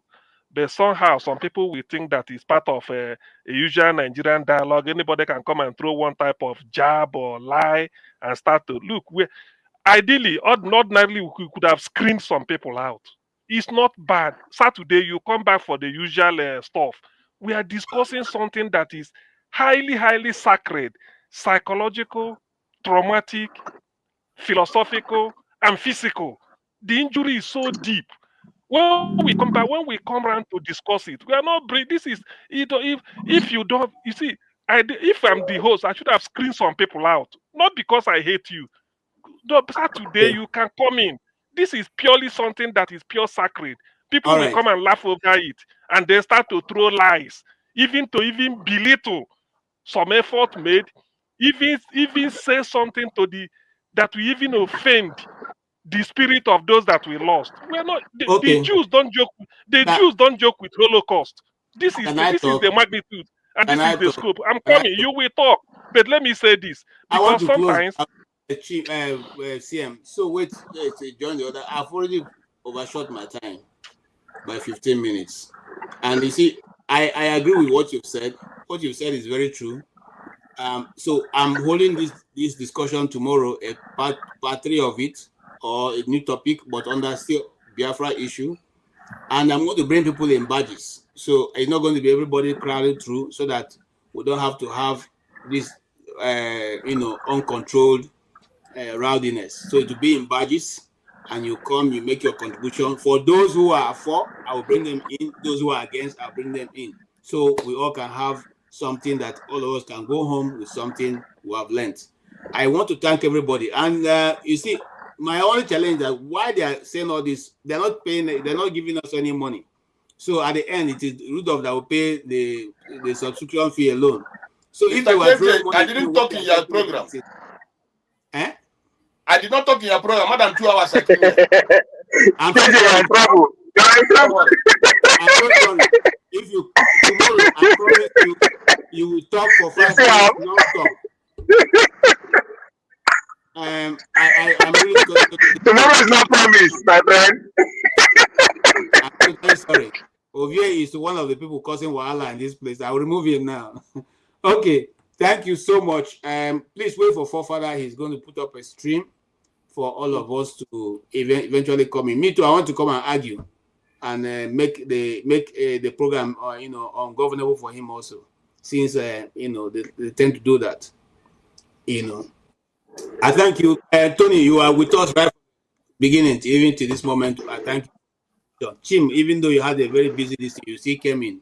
Thank you. I really appreciate. And Ovie, thank you so much for support. Check your audio. It didn't allow to hear most of what you're saying. It's cracking. Either you bring down the volume or you change the system. Thank you. And I appreciate all of you who came and those who didn't appear, who couldn't talk. Benson, I'm so sorry. I really, really feel sorry about that. Tomorrow I'll make you my anchor man so that we can hear much of what you're going to say. And on that faithful note, I'll say something. What I'm going to say is very simple. And as simple as it is this. Whether we like it or not, I don't know whether people think, Nigeria is a game. Is it a game, or are we building a nation? If it's a game, let's keep playing it. But I don't think it's supposed to be a game. It's a nation we're trying to put together. And if we're trying to put a nation together, what we are doing will not give us that result. If you do not want the Igbos, let them go.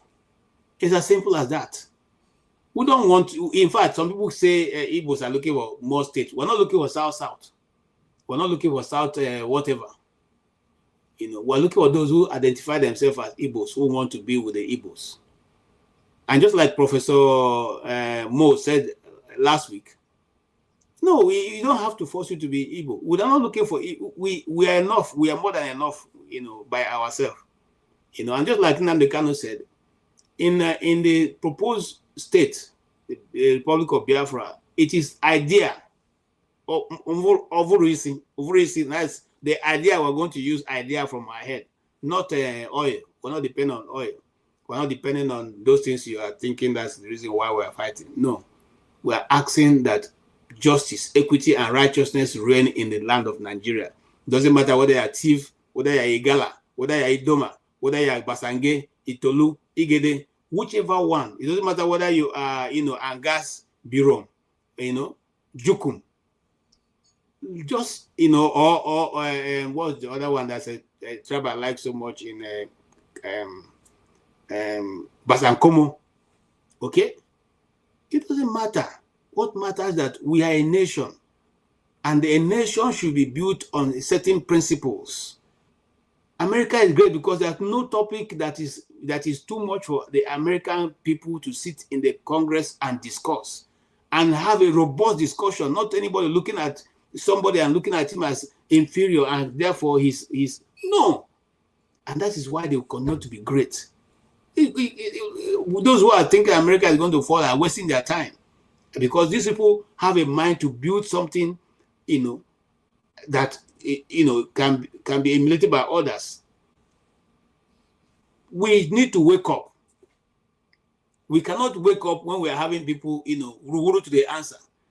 Senate President, Speaker of the House, President, you can't hold anybody, anything. Uru have become, mago jipiti have become the order of the day in Nigeria. How be it? How be it? And then when certain, you see, I won't say anything. So let's meet tomorrow when we'll continue this discussion. For today, we thank you for joining. I so much like all of you who were able to give us support right from the beginning. Tomorrow we'll be here at the same time and to hold this discussion, again. Please watch out for advertisements and all that. Until then, I want to say thank you so much for the support that came from, where is the persons? Can't seem to see them. Yeah, one guy. Yeah, T-Mac. T-Majek. Please, thank you so much. You gave us $1.99, so we appreciate it. And although it's not enough for me to buy coffee, but at least I'll put my $4 on it to make sure it reaches to buy coffee. God bless you and bless every one of you and keep you until we meet tomorrow.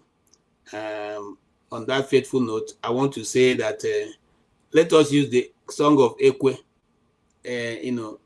Although onye aji ụgwọ, ndị Igbo although onye aji ụgwọ, and that is our thing. Onye ihu na we ya be ke wogwe. Also course one be we all get so by somewhere okay no. Thank you so much. Have a good night, all of you.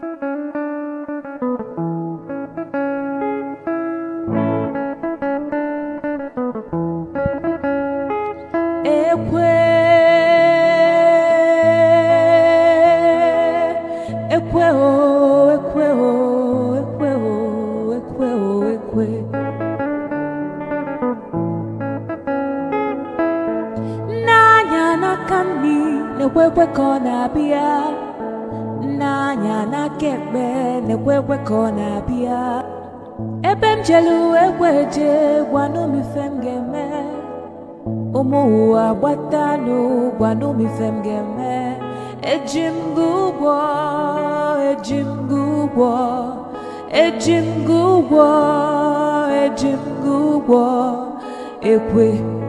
ekwe mgbadike ekwe mgbadike ekwe anọkwa mbeme